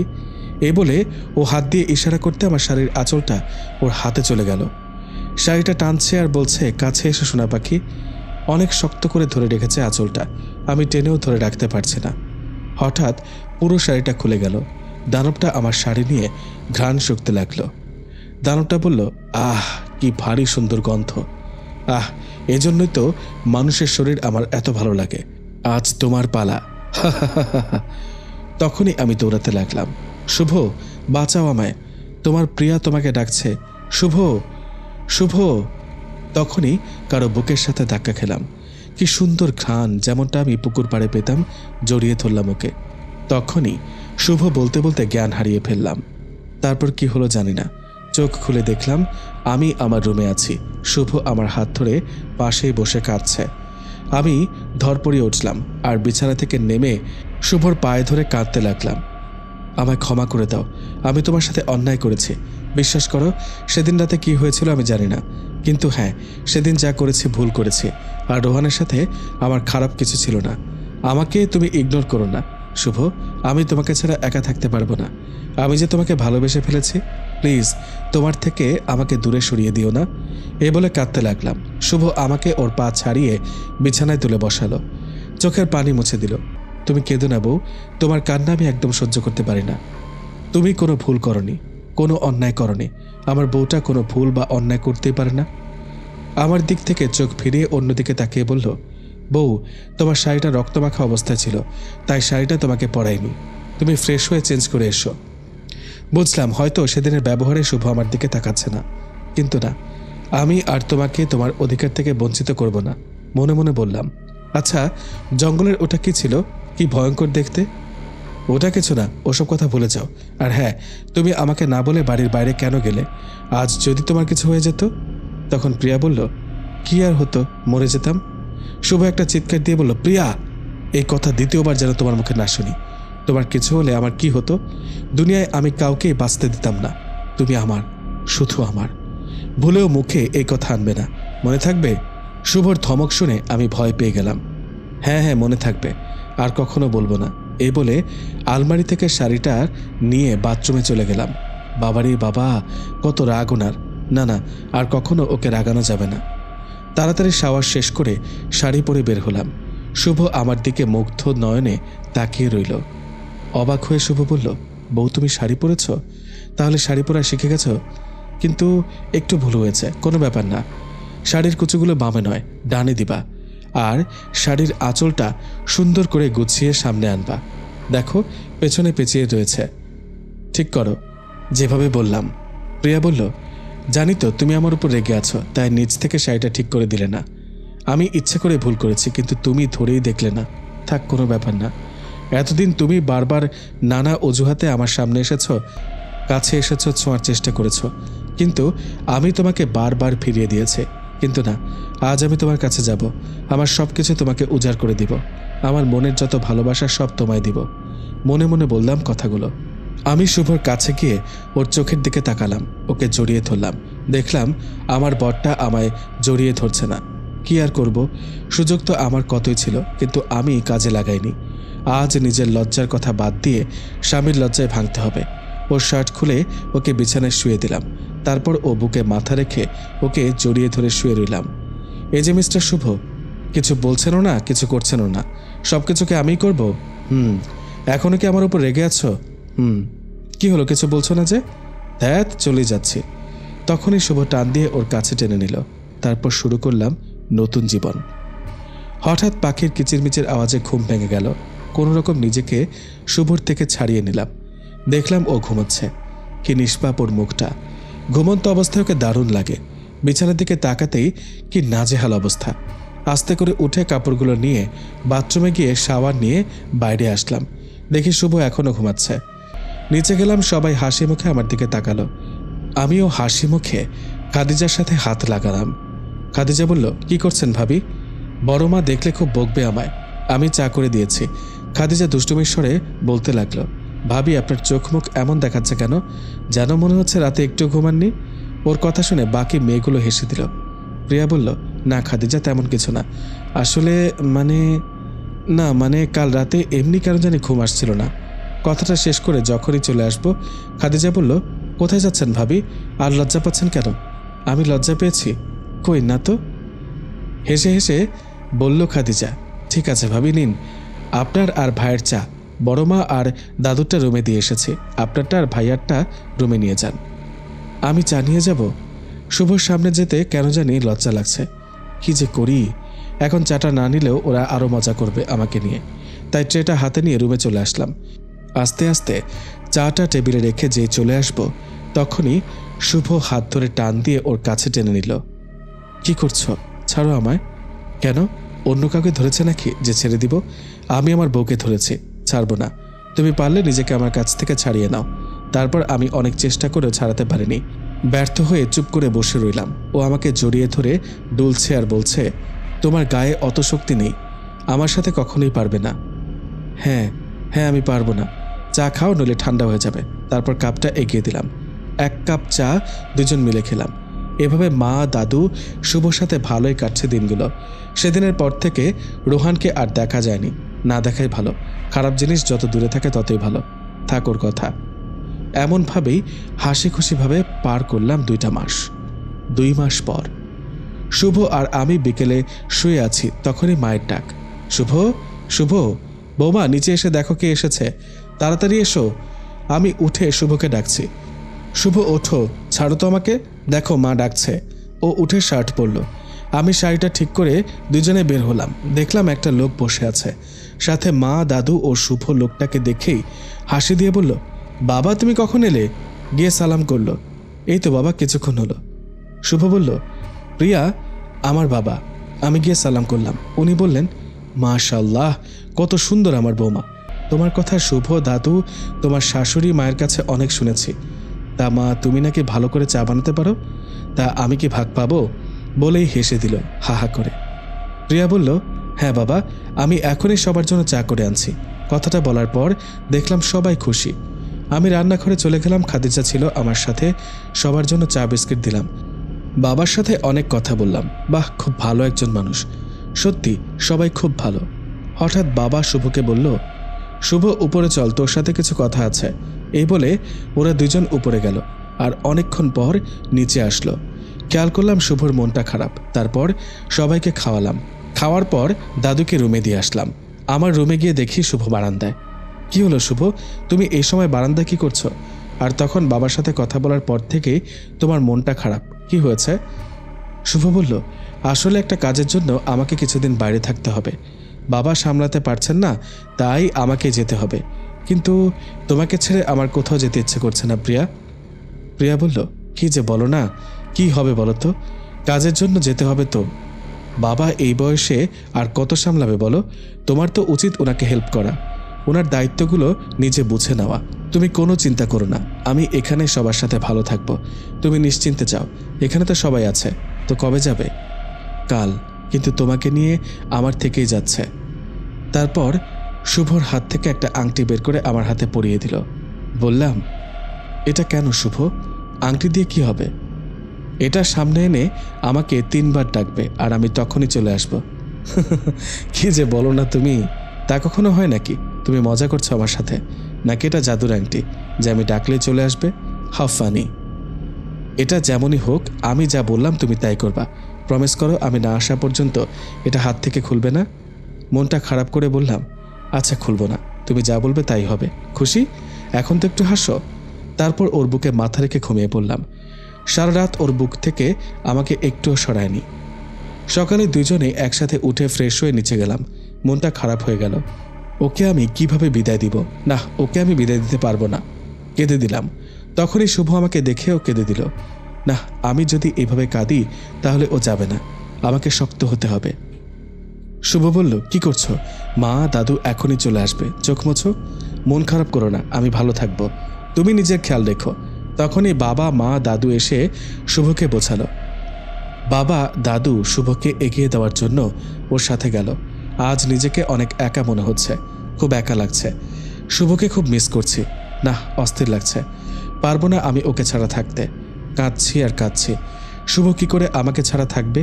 ওকে ছাড়া আমি থাকতে পারছি না কেন? আলমারি থেকে ওর নীল পাঞ্জাবিটা বের করে ওর গায়ের ঘ্রাণ শুকিয়ে যাচ্ছে। বিছানায় গিয়ে ওর পাঞ্জাবিটা বুকে নিয়ে কোনো রকমে রাতটা পার করলাম। সকালে নিচে নেমে দেখি মা এবং দাদু। বললাম, মা, বাবা কোথায়? মা বলল, কাল শুভকে এগিয়ে দিতে গিয়ে উনিও চলে গেলেন।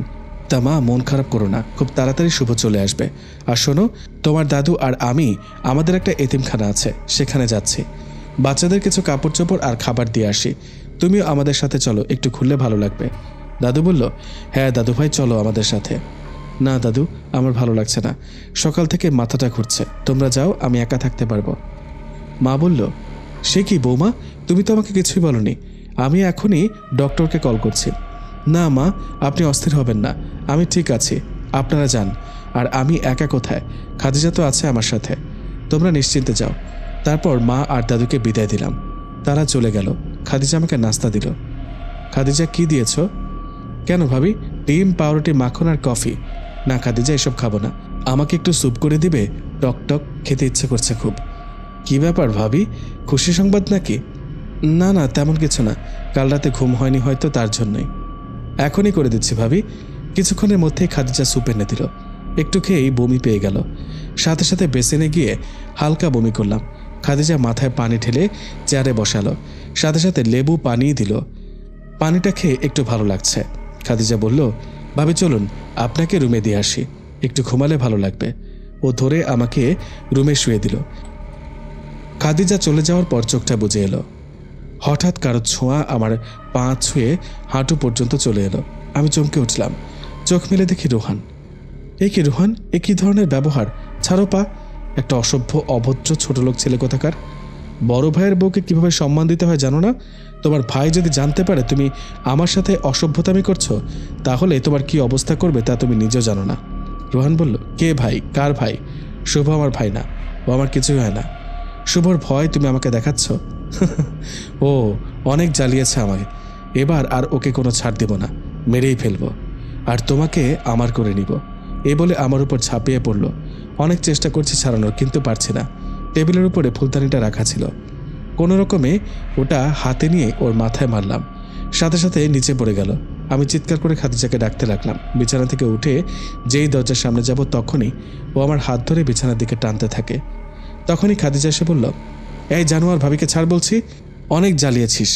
জিন রাজ্যে তোর জন্য আমরা ছেড়ে দিয়ে এখানে এসে বাস করছি। জিন রাজ্যের প্রত্যেকটা মেয়েকে তুই জ্বালিয়েছিস, অনেক মেয়ের জীবন তুই নষ্ট করেছিস। তোর জন্য জিন রাজ্যের কোনো মেয়ে ঘর থেকে বেরিয়ে প্রাণ ভরে নিঃশ্বাস নিয়ে দেখেনি। বড় ভাইয়া তোকে অনেক ছাড় দিয়েছে, মাফ করেছে যেন তুই ভালো হয়ে যাস। না, তুই তো ভালো হবার নয়, সেই নামই নিলি না, জানুয়ারি রয়ে গেলি। ভাই যদি জানে তুই ভাবিকে অসম্মান করছিস, তোকে আর আস্ত রাখবে না, তোর দেহ থেকে মাথাটা ফেলে দিবে। রোহান বলল, বাহ, ভালো কথা শিখেছিস তো। তুই আমাকে ভয় দেখাচ্ছিস, তুই আমাকে ধমকাচ্ছিস। ও এখন আমার হাত ছেড়ে দিয়ে খাদিজার দিকে এগোলো। খাদিজা হাত দিয়ে ইশারা করতে রোহান ছিটকে গিয়ে পড়ল। আমি অবাক হয়ে যাচ্ছি, কি বলছে খাদিজা এসব? জিন রাজ্য মানে কি? আর খাদিজার কাছে এত পাওয়ার কি করে? আমি কিছুই বুঝতে পারছি না। রোহান উঠে রেগে গিয়ে ইশারায় খাদিজাকে শূন্যে তুলে ছিটকে ফেলে দিল। খাদিজা আঘাত পেয়ে আর উঠতে পারছে না। রোহান আমার হাত ধরে বলল, এখানে আর এক মুহূর্ত না, চল আমার আস্তানায়, তোকে নিয়ে ওখানে যা করার করব। হাত টানতে টানতে সিঁড়ি দিয়ে নিচে নামিয়ে দরজার সামনে আসতেই দেখি দাদু চলে এসেছে। আমি চিৎকার করে মা দাদুকে ডাকলাম। মা বলল, রোহান, তোর কত বড় সাহস, তুই আমার বৌমার উপর নজর দিয়েছিস? ছাড় বলছি, ছাড়, না হলে শুভ তোকে ছাড়বে না। দাদু বলল, তোকে যদি সেদিন শুভ মেরে ফেলতো তাহলে আজকে এসব দেখতে হতো না। শুধু আমার কারণে তোকে জীবন ভিক্ষা দিয়েছিলাম যেন তুই ভালো হয়ে যাস। তোকে যারা জন্ম দিয়েছে তারাও খারাপ, আর তুইও খারাপ। খারাপের ঘরে যে খারাপই জন্ম নেয়, আজ তুই তা প্রমাণ করে দিলি। শুভ জিন রাজ্য থেকে ফিরলেই তোকে শেষ করবে। অনেক মেয়ের জীবন তুই নষ্ট করেছিস, আর না, শয়তানের পূজারি তুই, ছাড় আমার নাত বউকে। রোহান বলল, অনেক বলেছিস বুড়ো, কি করবো বল? আমি তো খারাপ, আর খারাপটা তো সবার ক্ষতিই করে। হ্যাঁ হ্যাঁ, আমি অনেক মেয়ের জীবন নষ্ট করেছি, আর আজ তোর নাত বউকে নষ্ট করব। তুই পারলে আটকা।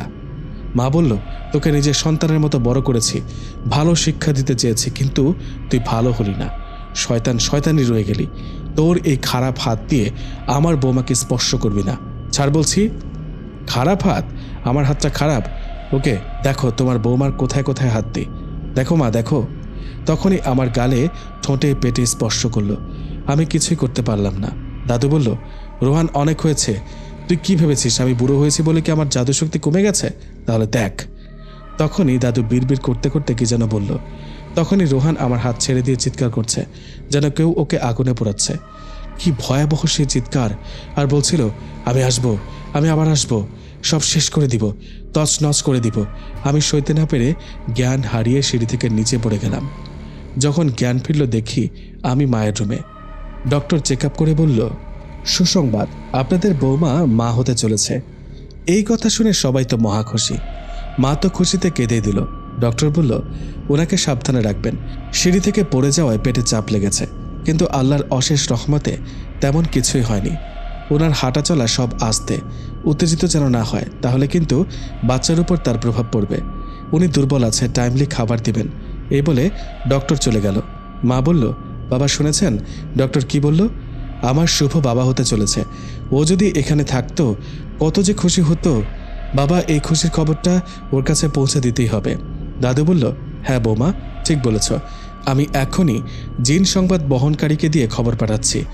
এই বলে দাদু চলে গেল। মা বলল, প্রিয়া, মা কি খাবে বলো? আচ্ছা, আমি তোমার জন্য একটু নুডলস আর জুস নিয়ে আসি। তোমার তো এগুলো খেতে ভালো লাগে বলো। আমি এখনই রান্নাঘরে যাচ্ছি, এটাই সুযোগ। আমাকে খাদিজার কাছে যেতে হবে, ওই পারবে এই বাড়ির সম্পর্কে সব বলতে। বিছানা থেকে একদমই উঠতে পারছি না। কষ্ট করে উঠে খাদিজার রুমে গেলাম। দেখলাম খাদিজা শুয়ে আছে। আমি ডাক দিতেই খাদিজা বলল, ভাবি আপনি এখানে? আপনি তো অসুস্থ, আমাকে ডাকলে আমি আপনার কাছে চলে যেতাম। না, তুমি এখন কেমন আছো? আমাকে বাঁচাতে গিয়ে তুমি কতই না কষ্ট পেয়েছ। ও তেমন কিছু না ভাবি, এটা আমার দায়িত্ব। খাদিজা, আমি তোমার কাছে কিছু জানতে চাই, প্লিজ আমার থেকে আর কিচ্ছু লুকিও না। যা জানো সব আমাকে বলবে, কিছুই আড়াল করবে না, প্রমিস করো। আমার এত সাহস নেই যে আপনার কাছে কোনো কথা আড়াল করব। বলুন ভাবি, কি জানতে চান? আমি আপনাকে ওয়াদা করলাম সব বলবো। তাহলে এই বাড়ির লোকগুলোর সম্পর্কে বলো, এরা কি মানুষ নাকি জিন? কথাটা শুনে খাদিজার মুখটা ভয়ে ছোট হয়ে গেল। দেখো খাদিজা, আমি তোমার নাম কাউকে বলবো না, আমি তোমার পায়ে ধরি, বলো আমায়। খাদিজা বলল, ছি ভাবি, আপনি কেন আমার পায়ে ধরবেন? আপনার স্থান আমার মাথার উপর। আমি বলছি আপনাকে, আসলে ভাবি এই বাড়ির সবাই জিন, শুধু আপনি ছাড়া। শুভ ভাইয়া জিন বংশের একমাত্র উত্তরাধিকারী, তিনি হচ্ছেন বংশের বাদশাহ। শুভ ভাইয়া, বড় মা, বড় বাবা আর দাদু, ওনারা খুব ভালো, দয়ালু, জিন রাজ্যের সকল জিনদের সকল বিপদ আপদ দুঃখ কষ্ট থেকে রক্ষা করেন। ভালোই ছিলাম আমরা, আমাদের রাজ্যের সুখ ছাড়া দুঃখের মুখ কখনো দেখিনি। হঠাৎ রোহানের মতো শয়তানের জন্য আমাদের জিন রাজ্যে নেমে আসে কালো ছায়া। যে মেয়েকে দেখত তাকেই তুলে নিয়ে যেত। মেয়েদের ওপর একটা নেশা ছিল ওর ভয়ে কোনো মেয়ে বাইরে বের হতো না। কেউ ওর ভয়ে শুভ ভাইয়ার কাছে বলতে পারত না। একদিন এই অত্যাচার অনেক বেড়ে গেল। এক জিন প্রহরী ভাইয়াকে বলল, উনি রেগেমেগে রোহানকে ডাকল। বিরাট মজলিসের মধ্যে বাদশাহ শুভ ভাইয়া যখন ওর মৃত্যুদণ্ড দিবে, তখনই বড় মা এসে ওকে আরেকটা সুযোগের অনুরোধ করে। রোহান সেদিন জিন রাজ্যের প্রত্যেকটা প্রজার কাছে মাফ চেয়েছিল, কিন্তু কে জানতো জানোয়ার কখনো ভালো হবে না। কিছুদিন সবকিছু ভালো কাটলেও পরে আবার শুরু হয়। তখনই শুভ ভাইয়া ওর থেকে সমস্ত শক্তি কেড়ে নিয়ে এখানে বসবাস শুরু করে। জিন রাজ্যে যখন দরকার হয় তখনই যায়, কিন্তু শয়তানটা শক্তি পাওয়ার জন্য শয়তানি পুজো করে। ওর গায়ে এখন যতটুকু শক্তি আছে তা ওর শয়তানের দেওয়া। তাহলে রোহান কি শুভর নিজের ভাই নয়? না ভাবি, ওর মা খারাপ কাজ করত। বড় বাবা বাদশাহ হওয়ার পর এসব জিন রাজ্য থেকে বন্ধ করে দেয়। তখন এই কুমারী মায়ের পেটে রোহানের জন্ম, আর ওর জন্মের সময় ওর মা মারা যায়। কিন্তু ওর মা খারাপ বলে রোহানকে কেউ সন্তান হিসেবে নিতে চায়নি। তখনই আমাদের বড় মা ওকে মহলে আনে, নিজের সন্তানের পরিচয় মানুষ করে। ভাবি, আপনি ভাইকে ভুল বুঝবেন না, আপনাকে ভাইয়া অন্ধের মতো ভালোবাসে, যা আমাদের জিন রাজ্যে ইতিহাস গড়ার মতো। হয়তো এটাই ছিল জিনের অন্ধ ভালোবাসা। খাদিজা, তোমাকে অনেক ধন্যবাদ, অনেক কষ্ট দিলাম তোমাকে, তুমি ঘুমিয়ে পড়ো, ভালো লাগবে বলেই আমি আমার রুমে চলে এলাম। আমার হাত পাগুলো কাঁপছে। এ আমি কি শুনলাম? আমার শুভ জিন, আমার জিনের সাথে বিয়ে হয়েছে, আর একটা জিনের বাচ্চাই হয়তো আমার মাঝে বেড়ে উঠছে। এই জন্যই তো সেদিন যখন আমি শাড়ি পরার সময় পড়ে যাই, বন্ধ দরজা না খুলেই ভিতরে প্রবেশ করেছিল। আমার সাথে সারাদিন থাকা সত্ত্বেও সেদিন ফুলের পাপড়ি দিয়ে ঘর সাজিয়েছিল।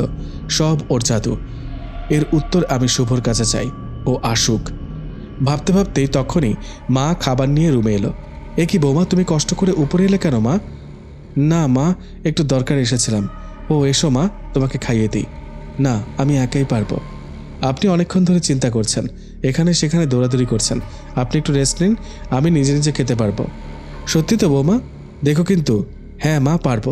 আচ্ছা তাহলে সবটুকু খাবে, একটু যেন প্লেটে না থাকে। এই বলে চলে গেল। মা দাদু কাউকে দেখে বোঝাই যায় না যে ওরা জিন। শুভ আমাকে ঠকিয়েছে, ও আসুক, আমি এখানে থাকবো না। খাবারটা না খেয়ে বারান্দায় দাঁড়িয়ে রইলাম। তখনই কারো চিৎকার। ভালো করে শুনলাম, ও এসেছে, শুভ এসেছে। বউ বউ বলে কিভাবে চিৎকার করছে আমার সামনে এসে থমকে গেল। একটা হাসি দিয়ে আমাকে কোলে তুলে নিয়ে বলল, বউ এটা আমি কি ঠিক শুনেছি? আমি আমি বাবা হব? উফ, আমি তো ভাবতেই পারছি না। অনেক দিন ধরে এই কথাটা শোনার অপেক্ষা ছিলাম। আজ আমি খুব খুশি, মনে হচ্ছে আকাশের চাঁদটা যেন আমার হাতে পেয়েছে। বউ বলো তোমার কি চাই? বলো বউ বলো, আজ এই খুশির দিনে আমি তোমাকে কিছু দিতে চাই। বলো কি চাও? ডিভোর্স। চমকে গিয়ে শুভ বলল, কি বলছো প্রিয়া? এই ব্যাপার নিয়ে মজা করছো? না, আমি মজা করছি না। তুমি আমাকে ঠকিয়েছ, আমার ভালোবাসাকে অপমান করেছ। কি বলছো বউ? একদম চুপ, ওই মুখে আর তুমি আমাকে বউ বলে ডাকবে না। কি হয়েছে তোমার? আমাকে বলো, তোমার শরীর খারাপ লাগছে?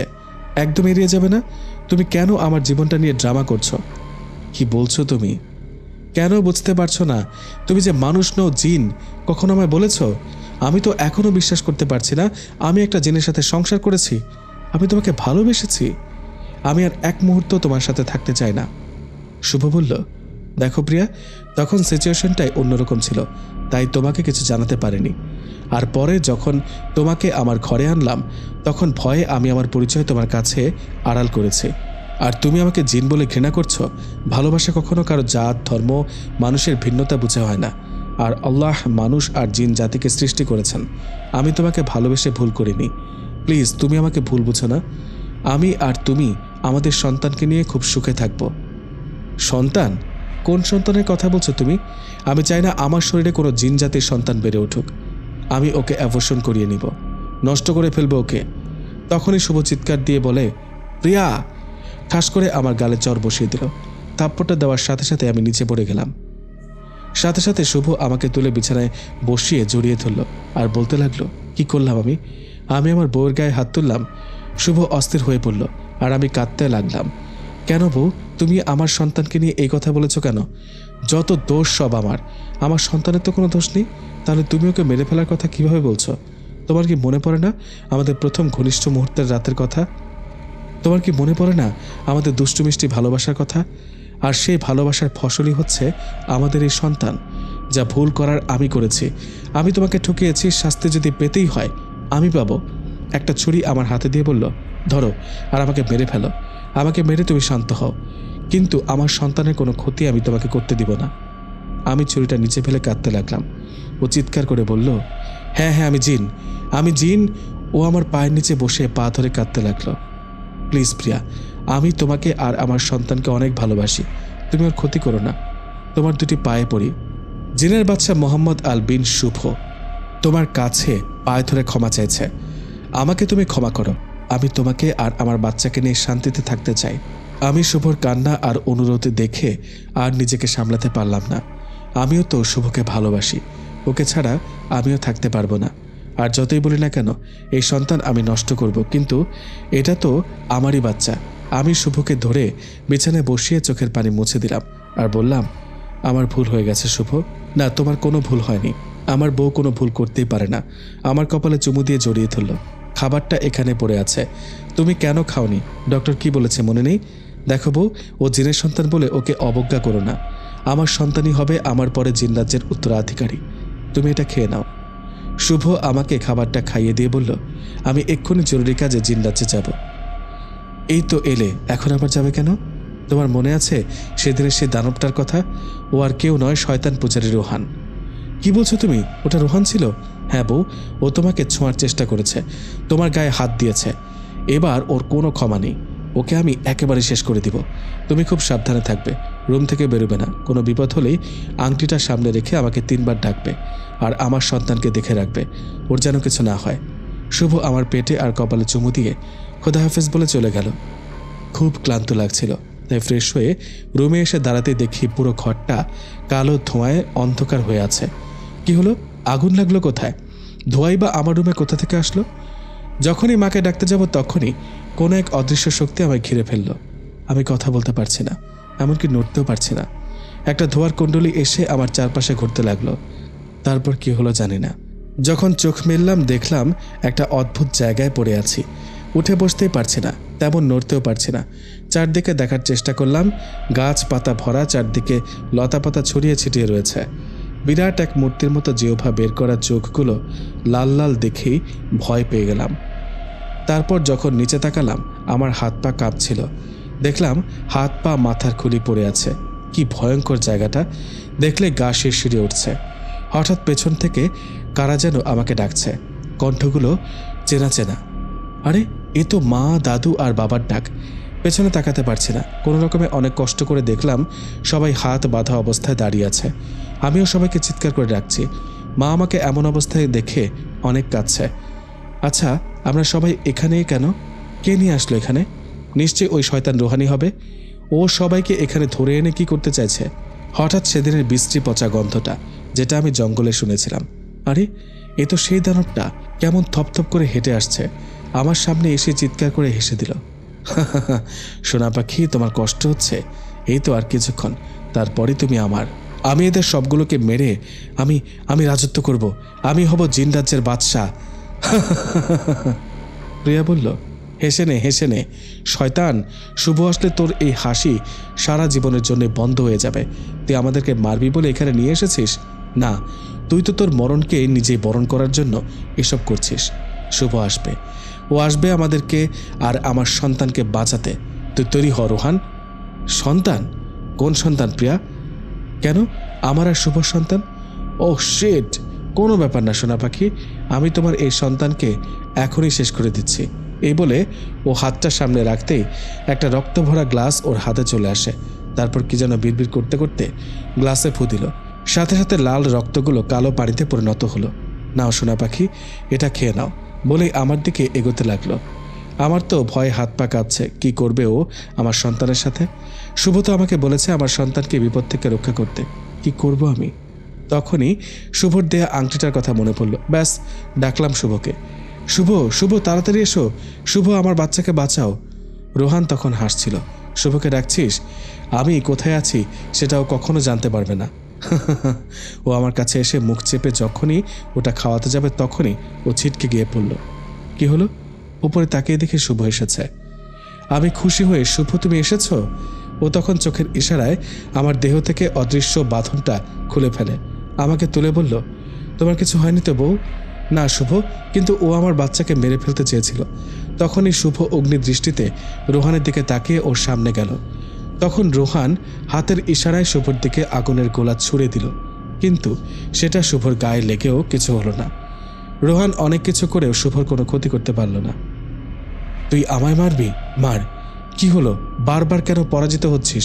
তুই হয়তো ভুলে গেছিস আমি জিন রাজ্যের বাদশাহ। তোর এই শয়তানি শক্তি আমার কিছুই করতে পারবে না। অনেক জ্বালিয়েছিস তুই, অনেক ছাড় দিয়েছি তোকে, কিন্তু আজ তুই আমার বউ সন্তানের দিকে নজর দিয়েছিস। আজ তোর দিন শেষ। বলেই শুভ হাতটা উপরে তুলতে একটা বড় তলোয়ার ওর হাতে চলে আসে। তখনই এক কোপে রোহানের মাথাটা ওর শরীর থেকে আলাদা করে দেয়। আমি ভয়ে চোখ বন্ধ করে ফেলি। শুভ আমার কাছে এসে জড়িয়ে ধরে বলল, তুমি ভয় পেও না, কিছু হয়নি তো। মা, বাবা, দাদু সবাইকে নিয়ে বাসায় আসলাম। কিছুদিন পর আমরা জিনরাজ্যের সবাই চলে যাই।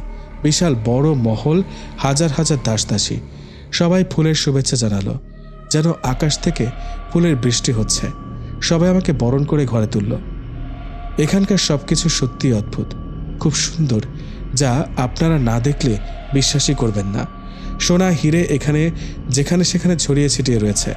যারা এই ভিডিওতে লাইক কমেন্ট করবে, যদি কখনো আমি জিনরাজ্য থেকে বাংলাদেশে আসি তাহলে তোমাদের জন্য নিয়ে আসব।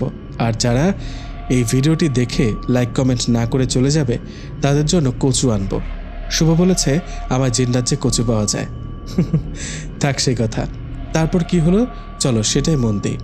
শুভ বলল, বউ, আমার বউটা কোথায়? কোথায় আমার জানটা? আমার জীবনটা কোথায় রে? এই তো তোমার জানটা বিছানায় বসে আছে। কি শুরু করেছো তুমি? তোমার চোখের সামনে বসে আছে আর তুমি ঢং করছো? আর এসব কি নামে ডাকছো? আগে তো এগুলো বলে ডাকতে না, আজ কি হলো? শুভ বলল, তুমি তো আমার বউটা আর জানটা হলো আমার বেবিটা।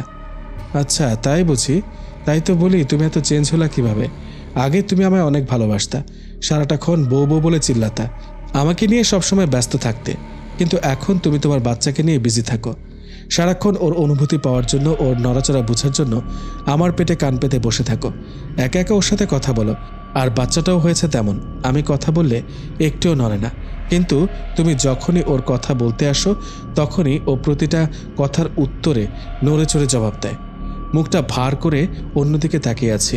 শুভ বলল, হ্যাঁ দেখতে হবে না কার সন্তান, কিন্তু আমার বউটা কি আমার বেবির সাথে জেলাস ফিল করছে নাকি? চলো চলো হা করো। না আমি খাবো না, তোমার খেতে হবে না, তুমি শুধু হা করো, তারপর বাকিটা আমার বেবি খেতে পারবে। তুমি না খেলে আমার বেবিটা না খেয়ে থাকবে। না বললাম তো খাবো না, প্লিজ বউটা, খেলে তুমি যা চাইবে তাই দিব। শোনো, তুমি হয়তো ভুলে যাচ্ছ আমি জিনরাজ্যের মহারানী, এই পুরো মহলের চাবি আমার কাছে, আমি যা বলবো তাই আমার কাছে চলে আসবে। এই পুরানা বাহানা বাদ দিয়ে নতুন কথা বলো। তাহলে আর কি বলবো? বউ আমাকে গান শোনাতে হবে। বলো, শোনাবে? আচ্ছা আগে খাবারটা তো খাও। খাবারটা খেয়ে শুভ বলল, এখন একটু ঘুমাও। না গান শোনাও, না হলে কিন্তু রাতের খাবারই খাবো না। না না বলছি। এই বলে শুভ গান শুরু করলো। নিশিরাত, বাঁকা চাঁদ আকাশে, চুপি চুপি বাঁশি বাজে বাতাসে। হাসতে লাগলাম শুভর গান শুনে।